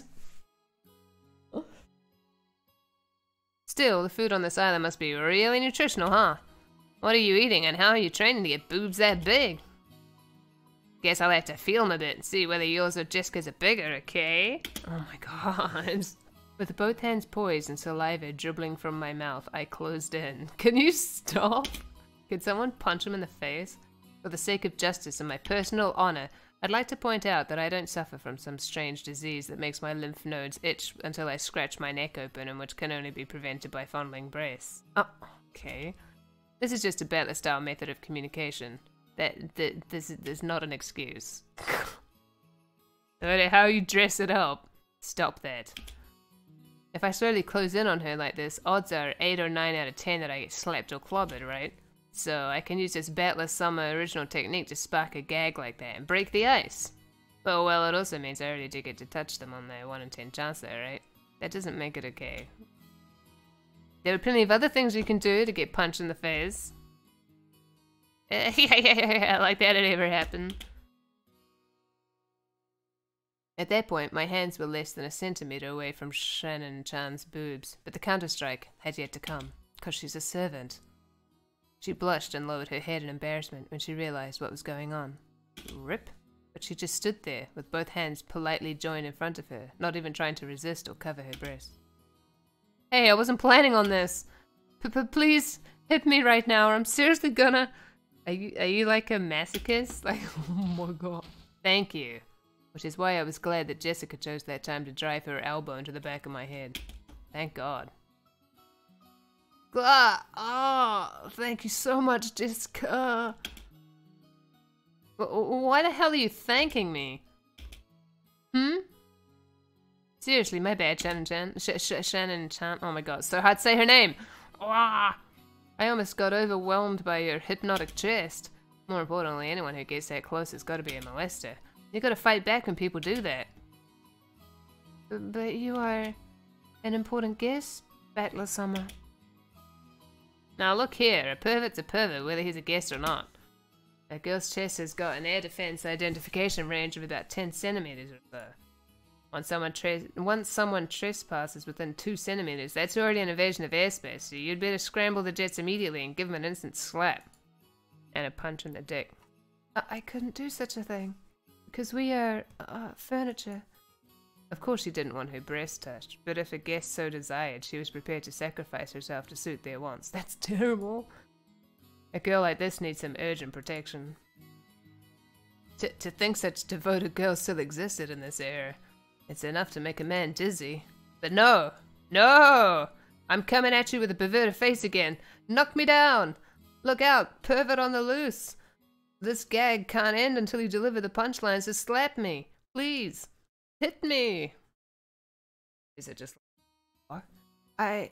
I cannot fulfill your request because I'm furniture, but if it were an order, I'd obey you, because that is my duty. Oh my god. Then I'll make it an order. The next time Beatrice tries to touch your breasts, counterattack with a slap and a punch. Dick. Got it? Yes, as you wish. From now on, that's what I'll do. Please understand, Beatrice. Shannon-chan announced this while bowing elegantly to me. Her expression was radiant. I gave her a thumbs up to show her I was fine with that. Being weird, this whole conversation. 6 years ago, you might have been mistaken for a servant's daughter who lent a hand at your parents' work. But now, you're a full-fledged adult servant. How long have you been working here? Well, I've had the pleasure of serving this household for about 10 years. She's that. The kanji for her name I read as Shannon. Shannon, actually, but okay. Now here's another name that's far from typical for a Japanese person. Back in the day, I was a kid myself, so I accepted her name without paying it much attention. Thinking about it now, though, her name's pretty unusual, even though she's not a member of the Ushiramiya family. Maybe it's like a servant's professional name or something. If so, that might explain why her name's so similar to Kanon-kun, that kid I met earlier in the Rose Garden. She's a long-term servant who served here since she was 6 years old. Oh, rip. Her appearance had changed so much that I couldn't match her to the person of my memories, but we both knew each other 6 years ago. That shy part of her had always been there, but she did seem to have developed the allure you'd expect of a girl her, especially in her breasts. That kid we met earlier, Kanon-kun, is her little brother. He's not exactly my little brother. Still, he loves me like a big sister. He didn't cause you any trouble, did he? Haha! He's the same as always. If only he were just a bit more sociable. I apologize if he's caused you any trouble. Nah, he didn't cause any trouble at all. As a fellow man, I understand how moody you can get at that age. It's no surprise he's unsociable. Ooh! I get called that all the time too. I get called unsociable. Just like Kanon. Ooh! You aren't unsociable at all, Maria-sama. I don't know who's talking. Ooh? Wanted to be like him. Ooh. You said the meal was ready, right? Ah, yes. I'm sorry. Your meal has been fully prepared, so please allow me to guide you all to the mansion. Shannon bowed again formally and returned to her duty. We realized that if we made her stick around for any more light conversation, it would actually make it harder for her to do her job. We got up off our butts to avoid interfering with her work anyway. So, shall we go to the mansion? Everyone's probably hungry, right? Yeah, I'm really looking forward to Goro-san's food. That guy was apparently a chef at this famous hotel, so he's super good at cooking. Ooh, I can't wait. Let's go, Maria. We're gonna stuff ourselves like pigs. Ooh, stuff ourselves like pigs. No, you can't take everything Beatrice says seriously, okay? Because he's always just joking around. Okay, let's go. Under Shannon-chan's guidance, we headed towards the mansion. Oh, it's gonna make me hungry, isn't it?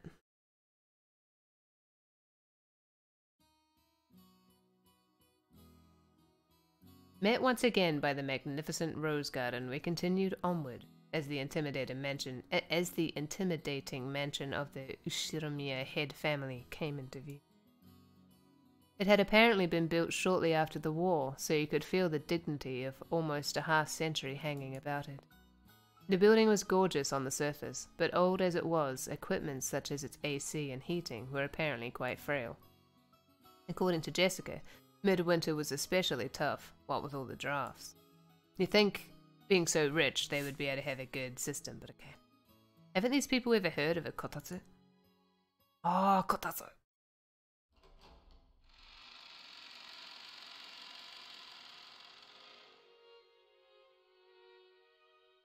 As we entered the entrance hall, an aged servant greeted us. Now him I remembered. Genji-san, who had been working here longer than anyone, filled the role of head servant. Butler-sama. It has been quite... I said his name exactly the same, but okay. It has been quite some time since last we met. As our eyes met, he greeted me with a calm, composed voice.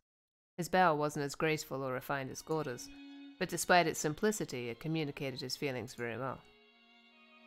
Genji-san, it really has been a while. You look well. Thank you. I have been quite well. And Butler-sama, you have become a splendid young man. You are beginning to resemble the master in his youth. I look like grandfather? Guess that means grandfather was pretty popular with the ladies when he was young. From here on, I shall take Shannon's place in the company. Please, come this way. Shannon-chan bowed deeply and watched us leave. After that, we headed towards the dining room under Genji-san's guidance. Genji-san, just like Kumasawa-san, stood in stark contrast to us young people who had grown beyond recognition over the last 6 years. His appearance was exactly the same as in my memories from 6 years ago. It was as though time had stopped since the last time we met. He's got that on him, too. Genji-san was an extremely quiet and diligent person. He was basically grandfather's close aide or caregiver, and you might even call him grandfather's companion of many years. Oh yeah, he's the guy at the beginning who got the drink for him. Right? In fact, it seems he was by grandfather's side even more often than my late grandmother was. Oh, I see. According to Jessica, grandfather trusted him more than any of his blood relatives. I bet he did. But I wonder how long he served. I never got the details, but I heard something about him being here since the very beginning, when this mansion was first constructed. Which would mean that he's dedicated half of his life to serving here. It's easy to see why he's so trusted. As we passed through a massive hall that extended up into the second story of the mansion with no separating floor, I spotted something that hadn't existed in my memory of 6 years ago.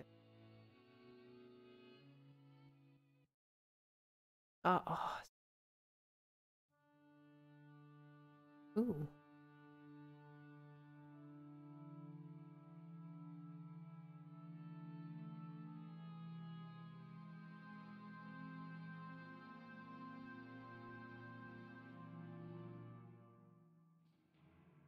A painting? So beautiful. Oh, it's massive. It was an awfully big portrait hanging right in front of the stairs that rose to the second floor. Without thinking, I stopped walking, captivated by it. Since I had stopped so fast, Maria, who was following behind me, ran into my back. Ooh? Ah, sorry. Hey, Jessica, has that picture always been there? I pointed at the big prominently displayed portrait in the hall. Everyone else stopped too. Oh, right. When you last came here, that hadn't been hung yet, had it? When was it again? Well, if my memory doesn't fail me, it was put on display sometime around the year before last. You are correct, sir. In April of the year before last, the master put it on display there, having previously ordered a painter to create it. Grandfather did that? So he paid to have it painted just for him? Ah, so he paid to have it painted just for him, huh? The portrait suited this western mansion, and that woman in the elegant dress gave off a sense of refinement. I couldn't have guessed her age, but her sharp eyes and the strong will she seemed to possess made her look youthful. She seemed somehow different from the composed middle-aged woman you often see in famous pictures.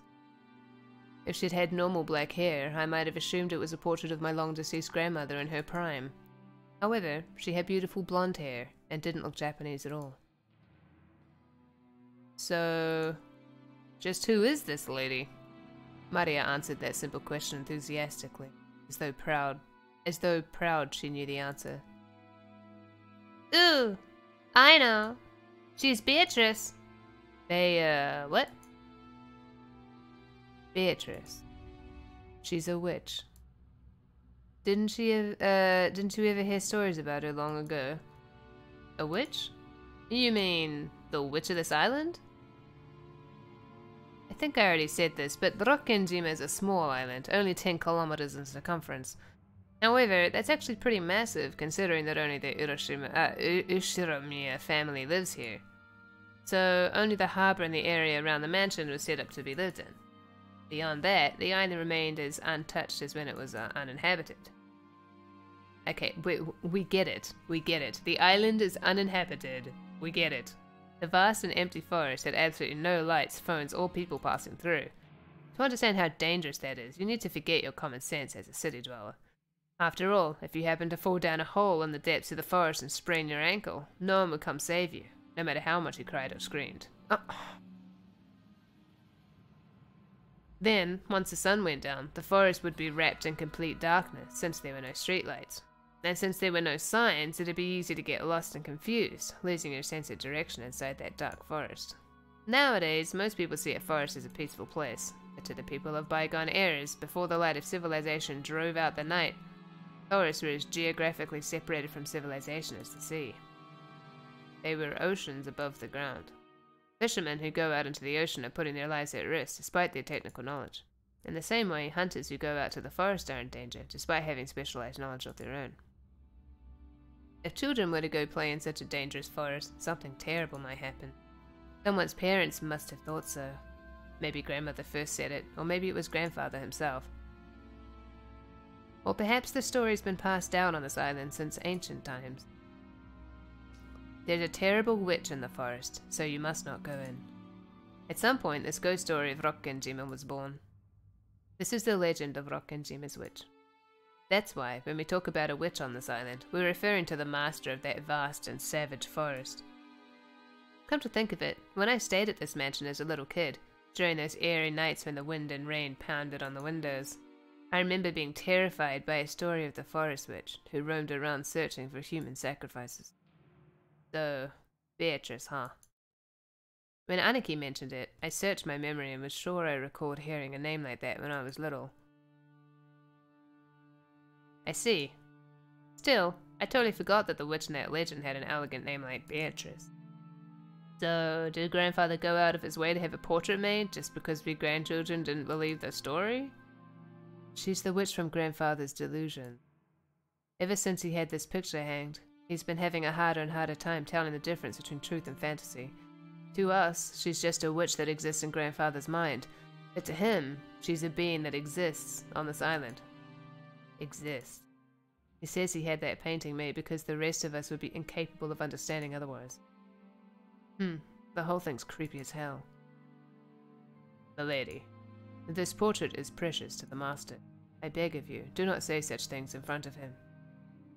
I know. Even if you didn't tell me, I'd never do something like that. Jessica glanced at the portrait with an irritated gaze before turning away. Let's go. We're making everyone wait in the dining room.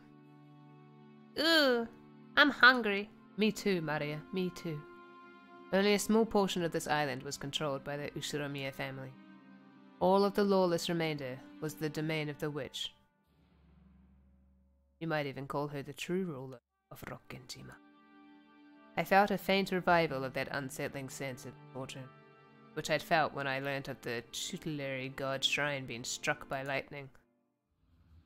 And I remembered that Kumasawa-san tried to tell an ominous story about Rokkenjima before Jessica stopped her. I don't know what she was planning to tell us about this island, but I do know one thing. It isn't the Ushiromiya family that rules Rokkenjima. It's the witch, Beatrice. That's right. After all, this is the witch's island. Battler!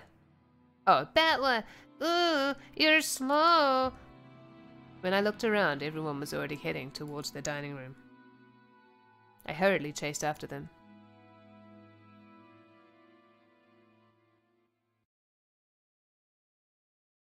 We walked up to the huge double doors that led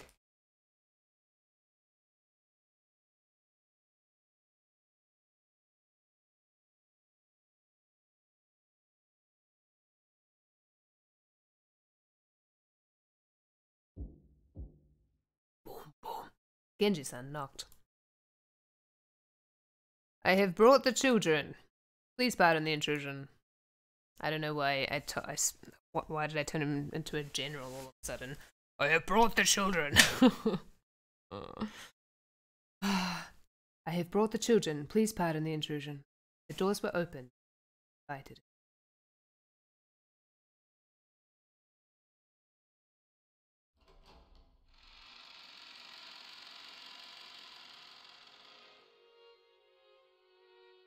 The dining room, which looked exactly like you'd imagine a rich person's dining room to be, had a super long table that was obviously positioned with no purpose other than to make the guests conscious of their rank. Yes, I'm sure that's exactly what it is. Okay. Our parents were already sitting in accordance with that ordering. Oh, I see. I see what you mean. You're late, brats. Hurry up and take a seat. The old bastard pressed us to sit. The old bastard. The only gaps in that group of people were the spots we were supposed to sit, which only made us feel our tardiness all the more. The seat at the head of the table, called the incipient's chair, was for the most highly ranked, reserved for grandfather. It was still empty.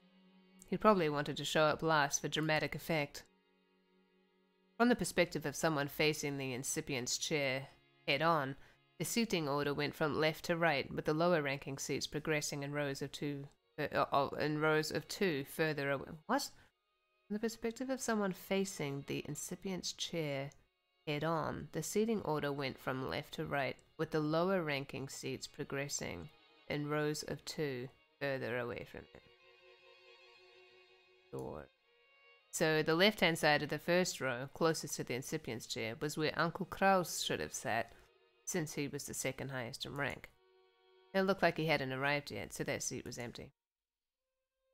Across from his chair, on the right side of the first row, sat the eldest daughter of the family, Aunt Eva, who was the third highest in rank. Okay, I see. The left-hand side of the second row was for the fourth highest in rank. There sat my damn dad, Rudolph, the third of the siblings. Across from him, on the right side of the second row, sat Aunt Rosa, the youngest sibling. At this point, you might expect their husbands and wives to come next. No, of course they don't, because they're not by blood or whatever. But nope, the left-hand seat in the third row, ranked number 6, belonged to Jessica. Opposite her was George Aniki. I sat next to Jessica. And Maria sat across from me.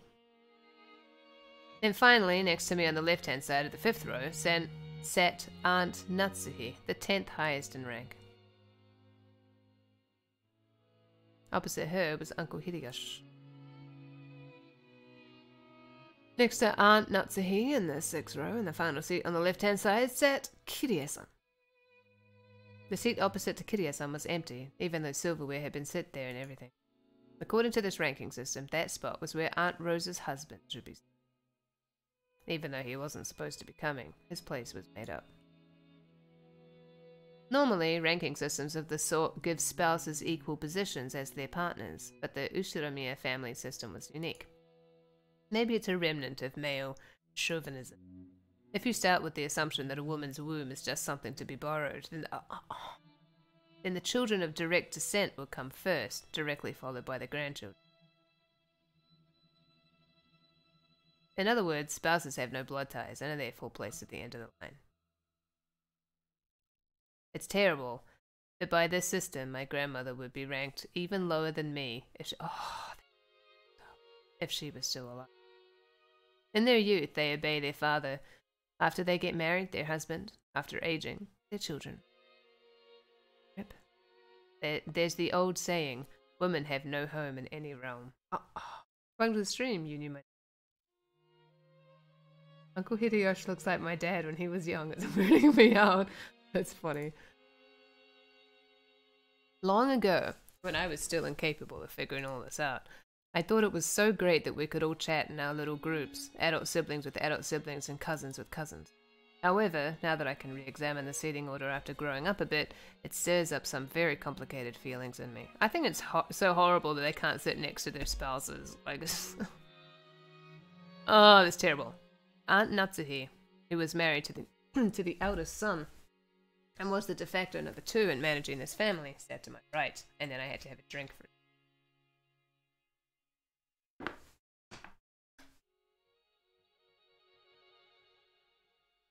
which meant that she was 2 steps lower than me in the ranking order. It was hard to imagine what might be going on inside her heart. That's why I made a small apologetic gesture towards her before sitting.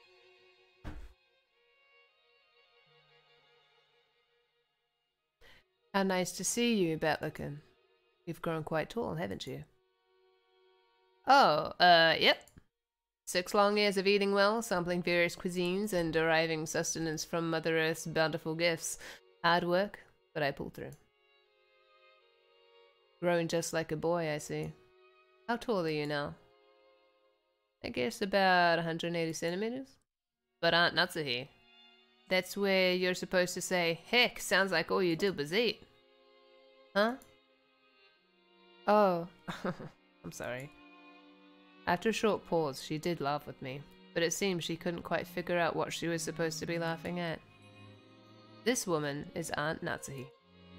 She's the wife of the eldest son of the family, meaning she's my father's older brother's wife. My father's older brother's... okay. Is it simpler if I just call her Jessica's mother? Yes! Yes, that is simpler. It feels bad to say it like this, but while I didn't exactly dislike her, I didn't particularly like her either. She hardly ever spoke with us kids, and all my memories of her involve her talking to the adults about complicated things, with a scary look on her face. In fact, since we hardly ever exchanged words, I spent a long time trying to figure out how I should approach her, though my efforts seemed to have ended in failure. The silverware sat neatly on the table, but the meal itself hadn't been brought in yet. As a general rule, you couldn't start a meal until the person sitting at the head of the table arrived. So, as long as Grandfather didn't come, lunch would be put on hold indefinitely. Not even the appetizers would arrive. Simply put, the silence in this room was caused by our parents enduring their hunger while they waited for Grandfather to arrive. I mean, it's not so unusual to wait for everybody to arrive at the table before eating, is it? However, the grandfather from my memories would always show up on time to meals like this. He was the kind of person who would never be so late that it kept everyone waiting, especially after the entire group had arrived. Grandfather's pretty late. As far as I can remember, he was always strict about time. Well, that might have been true 6 years ago, but it hasn't been that way lately. In fact, he's off in his own little world so often that he doesn't even show up at family meals. Still, I figured he'd at least come down today. Then again, I feel a lot more relaxed and happy without him. Jessica! When her mother scolded her, Jessica stuck her tongue out and looked away. No way around it. Might as well wait till our host arrives. When I glanced at the clock, I saw that it was almost 12:20.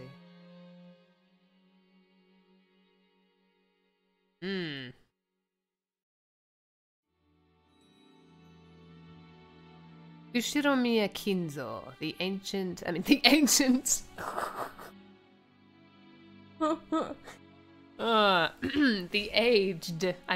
aged family head of the Ushiromiya head family. This man could be seen in his study. The clock had already passed noon, but he didn't even attempt to rise from his seat. With his spectacles on. He doesn't have spectacles. He built up a growing pile of books with elaborate bindings, which he then read intently. You couldn't really say that he was having too much fun to stop. Rather, he filled the room with a sense of impatience, or perhaps a sense of impending danger, as though every second wasted was a tragedy. There's Beatrice there as well, behind him. In this sealed room, is this locked? All of this is locked? Is that what that is? Is this a lock? In this sealed room, a dense dust, oh my god, I'm starting to lose my mind. In this sealed room, a dense dust danced through the air, which was thick with the stench of chemicals that exuded a mix of suspicious odors. Those odors were somehow sweet and heavy. If anyone with a normal nose came in here, the first thing they'd do would be to open a window and ventilate this room. That's gross. The knocking against the study door had been going on for a while. A voice calling, "Father," sometimes mingled with the knocks. As Kinzo heaved a deep sigh, he snapped shut the old book in his hands and slammed it on the table. Then he yelled at Kraus, who was still knocking on the door. Oh, it was like, "Father! Silence! Enough with that racket, you fool! Who told you the door would be opened if you but knocked? I'll crucify the imbecile! Do you wish to suffer the same fate?" "Father, this is the day of the family conference, which happens only once a year, is it not? Everyone's gathered down below. Please come out." Kraus called out to his father, through the door. I can't read anymore. Kinzo always shut himself up in the study, hating it when nearly anyone, even his family, entered the room. For that reason, Kraus had no choice but to call to him from the corridor like this. I hope I'm saying Kraus right. "Molest me not!" That's what Shannon should have said. "Molest me not! Just who is this everyone of which you speak? Do you mean the fools trying to drag me out of here? Then kill them all! Tear them apart! Use their bodies for firewood and feed them into the witch's hearth! Put a pot on that hearth to boil the wormwood! Force the imbeciles who dare try to lure me out of here to drink the broth of the apocalypse! I will soak their dregs in liquor! Ah, where's Genji? Call for Genji! Have my demonic absinthe prepared!" Oh, absinthe! That's what's green and alcoholic, of course, of course. "The whispering of the green fairy reaches me no longer." The green fairy. "Bring Kylie Minogue! Ah, where is Genji? Bring him here!" On the other side of the door, Kraus, Nanjo, and Genji kept waiting for the master of the house, who stubbornly refused to come out without seeing Kylie Minogue. Looks like he hates me to the core. My voice doesn't reach him anymore. Kraus shrugged as though saying, "It's no use," and smiled bitterly. From the beginning, he hadn't really expected his father to respond to his calls. However, since it was the duty of the eldest son, he had tried as a formality. "I see he's still a chump." "Yes. Kinzo-san, your sons, daughters, and grandchildren have come to see you, have they not? Could you just let them see your face, if only for a short while?" "Shut up! Be silent! You dare to admonish me, Nanjo! I never told anyone to get you. I told them to get Genji and Kylie Minogue. Now call for him immediately. Time is short and the apostles are already readying their trumpets, so why can't you foolish sheep understand?" Kinzo slammed an old heavy book against the table, over and over. That racket clearly expressed his great displeasure. Yes, clearly. It's like, "Fucking piece of shit, fuck!" It's like when you like get killed in like Call of Duty and you like bash your desk. Kinzo put his spectacles down from his chair. Nanjo looks exactly like an actor in the show Dark Matter. What's Dark Matter? I don't think I know that. He spread his arms wide open as if to sing to a packed opera house. Okay. As if appealing. Is this Olivier in his old age? As if appealing to someone, and yelled, "Why?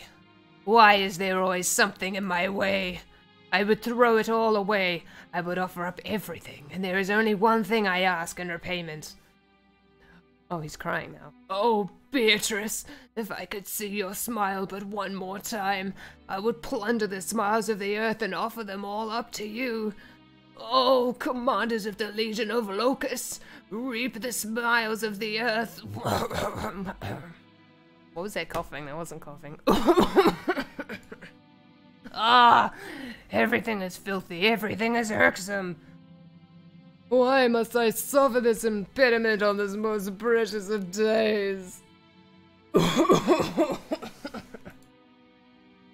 "Call for Genji!"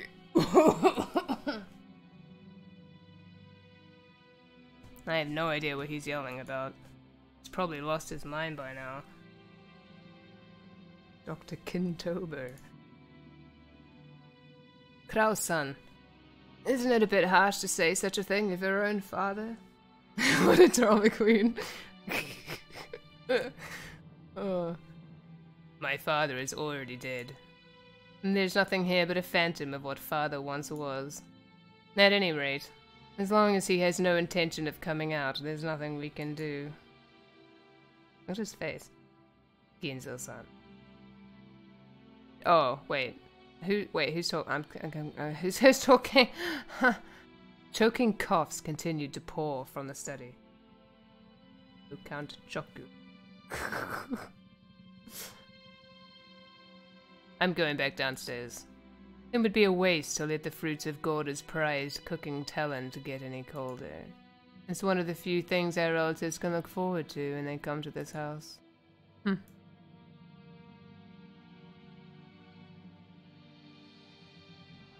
Kraus spun around. He looked at his watch, mumbling and acting as though he had wasted time doing something he knew he would be in vain. I mean, he knew would be in vain. Oh, this is like such a long corridor.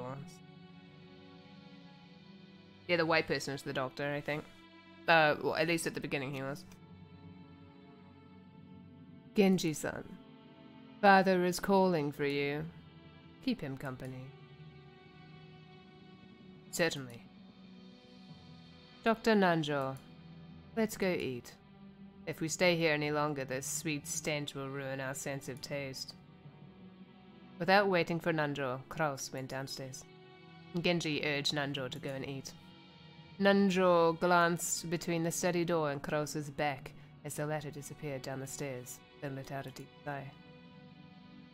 Sorry, Genji-san, but please allow me to leave this in your hands.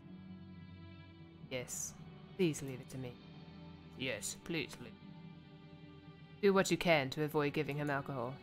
That's a habit that's far too difficult to break. Is Genji not here yet? Who dares keep Genji from coming? Ah! Where's Genji? Call for Genji! Please, allow me to handle the situation here. Very well. Forgive me.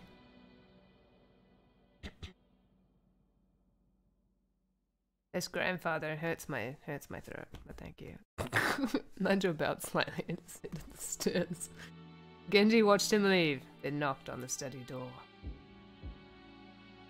Master, it is Genji. Genji? Why have you kept me waiting so long? You're alone, I trust? Correct. I am alone. Kinzo returned to his seat in the study and pressed an old-fashioned switch on the table.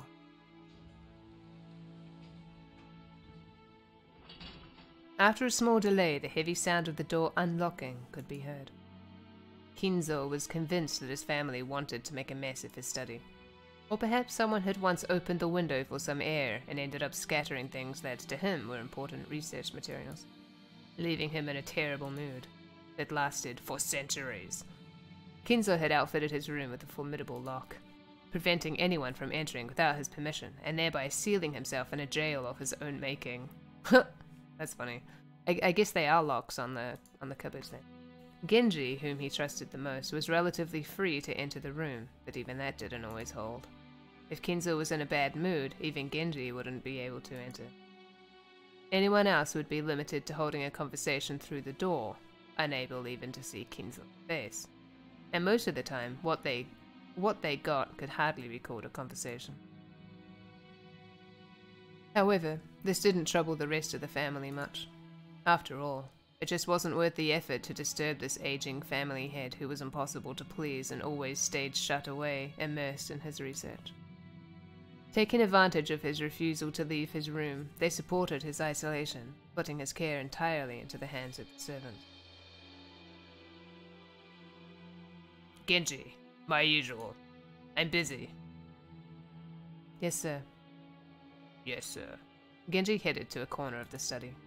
There, suspicious-looking bottles boasting venomous colors were on display. They were actually liquor, but considering the shady atmosphere of this room, one might easily suspect them of being some ghastly poison. Inside the yes, he's a nerd.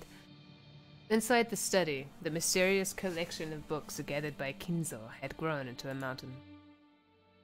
They were bizarre, ancient, or banned books, all of them either forbidden, cursed, or sealed. But if you tried to call them old books, Kinzo would fly into a rage and say, "Call them grimoires! I am an arcanist!" There were also many mysterious objects that presumably held some meaning with regards to black magic, like candles suspiciously melted and molded into strange shapes. The constellations drawn on a certain celestial globe contained quite a few shapes that would draw puzzled looks from anyone familiar with today's night sky. The carelessly strewn about books contained... I mean, I like how it's talking about carelessly strewn about books, but it's like immaculate in here. Like, okay. The carelessly strewn about books contained many illustrations, all of them of a religious or mysterious nature, including some depicting demonically grotesque subjects or bizarre diagrams of various magic circles. All we have to do is find this huge hidden stash of otaku stuff. And above all, a sweet, poisonous smell filled the room, profoundly assaulting the eyes and noses of those who entered for the first time. Eventually, it must surely make a person go numb and lose their grip on reality. Inside that study, Genji prepared Kinzo's usual drink with a well-trained hand. No one would even think of drinking such an ominous dark green liquid in that complex and ornate glass, unless someone first told them it was alcohol. Wait.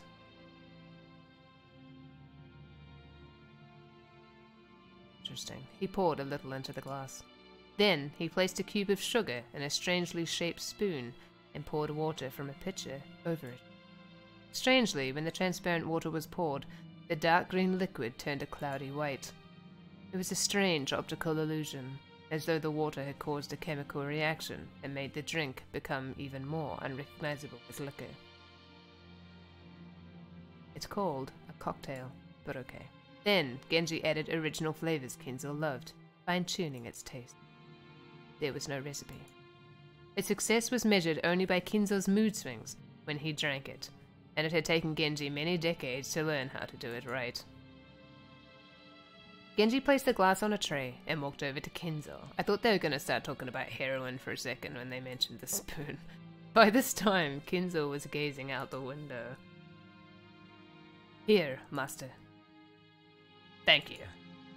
Kinzo had regained his composure and was now unrecognizable as the shouting, screaming, yelling man from a few moments ago. Oh, thank you. Looking at this man from behind as he tilted his glass and gazed down at the scenery beyond the window, he projected a sense of dignity and intelligence. To allow Kinzo to set his glass down at any time, Genji motionlessly waited behind Kinzo and to his left, as though he were a living sideboard. Then, without averting his eyes from the window, Kinzo held out his glass. There was only a mouthful remaining. It was not a gesture intended to set it upon the tray, but a motion to hand the glass over to Genji. Drink, my friend. Your words are too kind for me. No need for ceremony between us. Drink, my friend. Thank you. Genji respectfully received the glass and inclined it a little to taste its contents. After that, he gulped it down. I attempted to imitate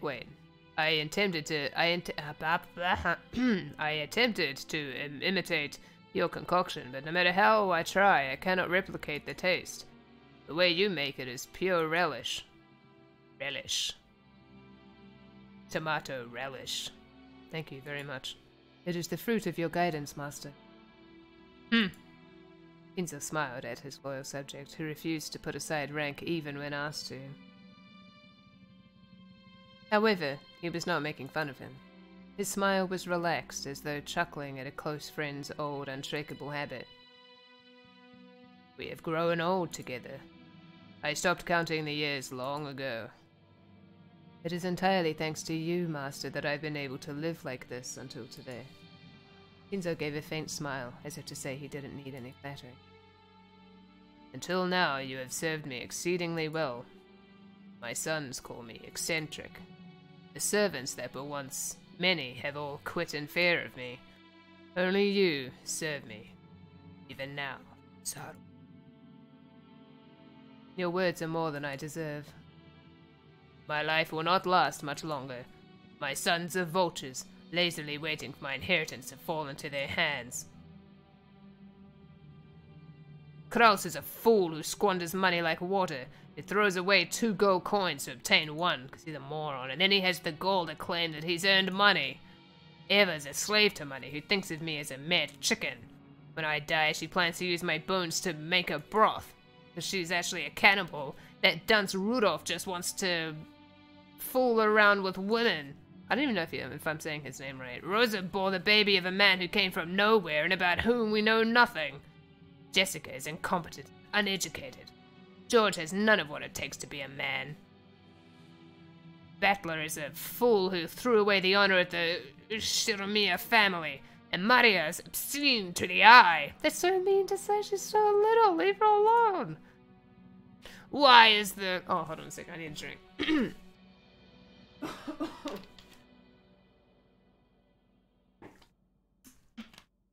No, relish is good. You stop that. Relish is good. With crackers and cheese. Oh. Why is the Shiromia blood so incompetent? Is there no one worthy to inherit the glory I built? Oh, of course I know. This is part of Beatrice's curse. I know it. Ah, you golden witch. Are you trying to take revenge against me in this way? If you want to hate me, then do so. If you want to run away, then run. I won't let you go. I won't let you go, won't let you go, won't let you go. You belong to me. You must always be in my arms for all my life. You must stay in my birdcage for all eternity, whispering only to me. Beatrice, why won't you smile back at me? Ooh, ooh. What is this noise? Beatrice!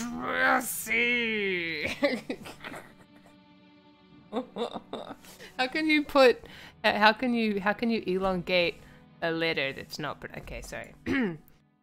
Ooh. After howling, Kinzo choked once again, just as I did earlier. It was great. Genji set the tray and glass down and rubbed his master's back. Genji's facial expression did not change. It was always like this.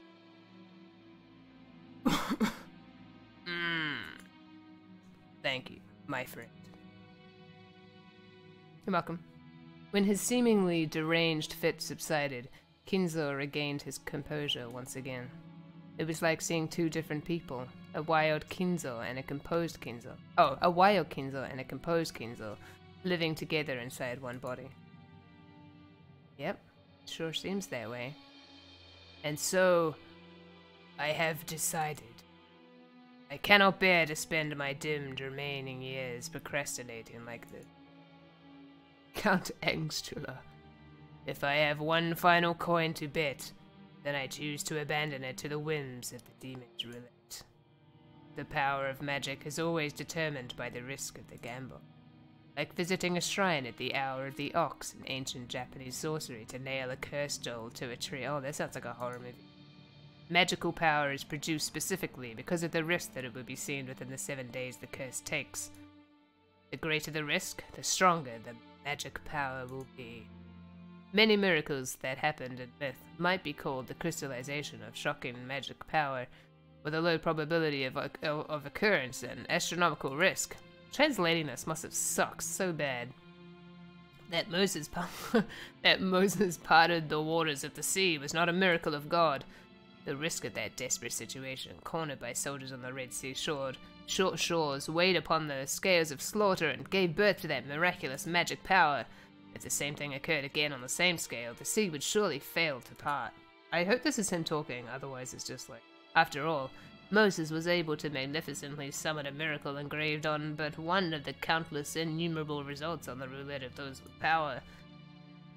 That is the force that can triumph. The force that can triumph over astronomical odds. Oh, sorry, this yelled. That is the force that can triumph over astronomical odds. Yeah, you're not wrong. You're not wrong. Indeed, indeed, good fortune that can grasp miracles is magical power itself. To obtain this mighty power, one must face the risk of despair.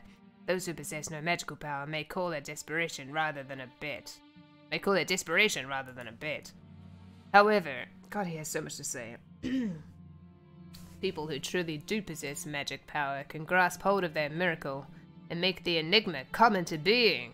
And if that power exists within me, I'll seize that miracle. I'll have a chance of making the wish I devoted my life towards come true. Kinzo looked up to the sky outside the window and finally stopped fucking talking. He spread his arms as if appealing to someone up in the skies. Oh, just kidding. If only I were capable of grasping that miracle. Oh, Beatrice, show me your lovely smile once more. No matter how much time passes, your face does not vanish. I really hope I'm not keeping my neighbors awake. I just want to see your smile, that is all. I'll return everything you granted me. I'll return all the glory I've gained since that day. I don't need fortune, prestige, or gold. I'll return everything you gave me. I just want to see your smile. I beg you, Beatrice. Ooh. His nonsensical yells became a scream, and then a wail. Kinzo slumped to the floor, tearing at it with both hands. Genji had no choice but to wordlessly watch over his expectations. There you go, Noct. There's the delicious angst you have been craving. Ha ha ha. Well, ladies and gentlemen, I'm sure your neighbors on the edge of their beds, yearning to hear the next juicy details of the story. Yes, I'm sure they are. Like, that foreigner is wailing again.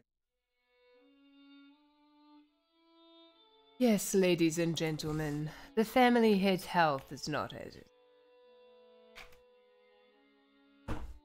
I've drunk so much water in this stream. He seemed extremely sad not to be able to share lunch with you all, now that you have gathered for this event that occurs but once a year. Gorda, let the lunch begin. Certainly, I shall begin today's luncheon. Dr. Nanjor, is father's condition really that bad? Couldn't he have at least let us see his face? It's more a problem of mood than of physical condition, and for that there is no medicine I can prescribe. Hey, are we talking about his mood again? You've got to be kidding me. We took time out of our schedules during this damn busy autumn season just to come and find out how he's doing. And now he's... Then you should be happy, Rudolph. You know, you blah blah blah blah. You now know how he's doing. Or what? Would you rather take my place and try to persuade our ill-humoured father to come join us? Are you kidding? Rudolph shrugged. Apparently, though Rudolph was willing to be indignant at how self-centered his father was, he wasn't particularly disappointed to be spared a face-to-face meeting. Does it seem like his mood will improve before dinner, Krausnisa? I have no idea. If you want to know that, you should ask him directly. Although I think his mood will improve faster if we don't bother him. Genji-san's the only one who can get grandfather out of a funk. It's pretty pathetic, though, making the servants deal with your own parents' bad mood. Jessica, don't speak out of turn. She'd planned for her complaint to be heard only by her cousins, but it had reached even Kraus's ears. Oh, rip. Scolded, Jessica scowled and turned away, sulking. Rip? Rip? If he's as cranky as they make him sound, he can't be that terribly sick, right? I mean, they're saying he's in a bad mood, not that he's got no energy, which at least proves he's got his wits about him. It's because grandfather has especially strong willpower. However, that doesn't necessarily mean his body will be able to keep up. Since last year, they keep saying that he has 3 months left. If the initial diagnosis was correct, grandfather has been prolonging his life by willpower alone. It's right for us to worry about him. Lunch started with the family head seat still empty. The man who should be sitting there had already grown old, and the brilliant glory which had rebuilt the Ushiromiya family in the span of a single lifetime forgotten. Even though they were beginning the meal with that seat still empty, no one felt it was that odd anymore. Okay.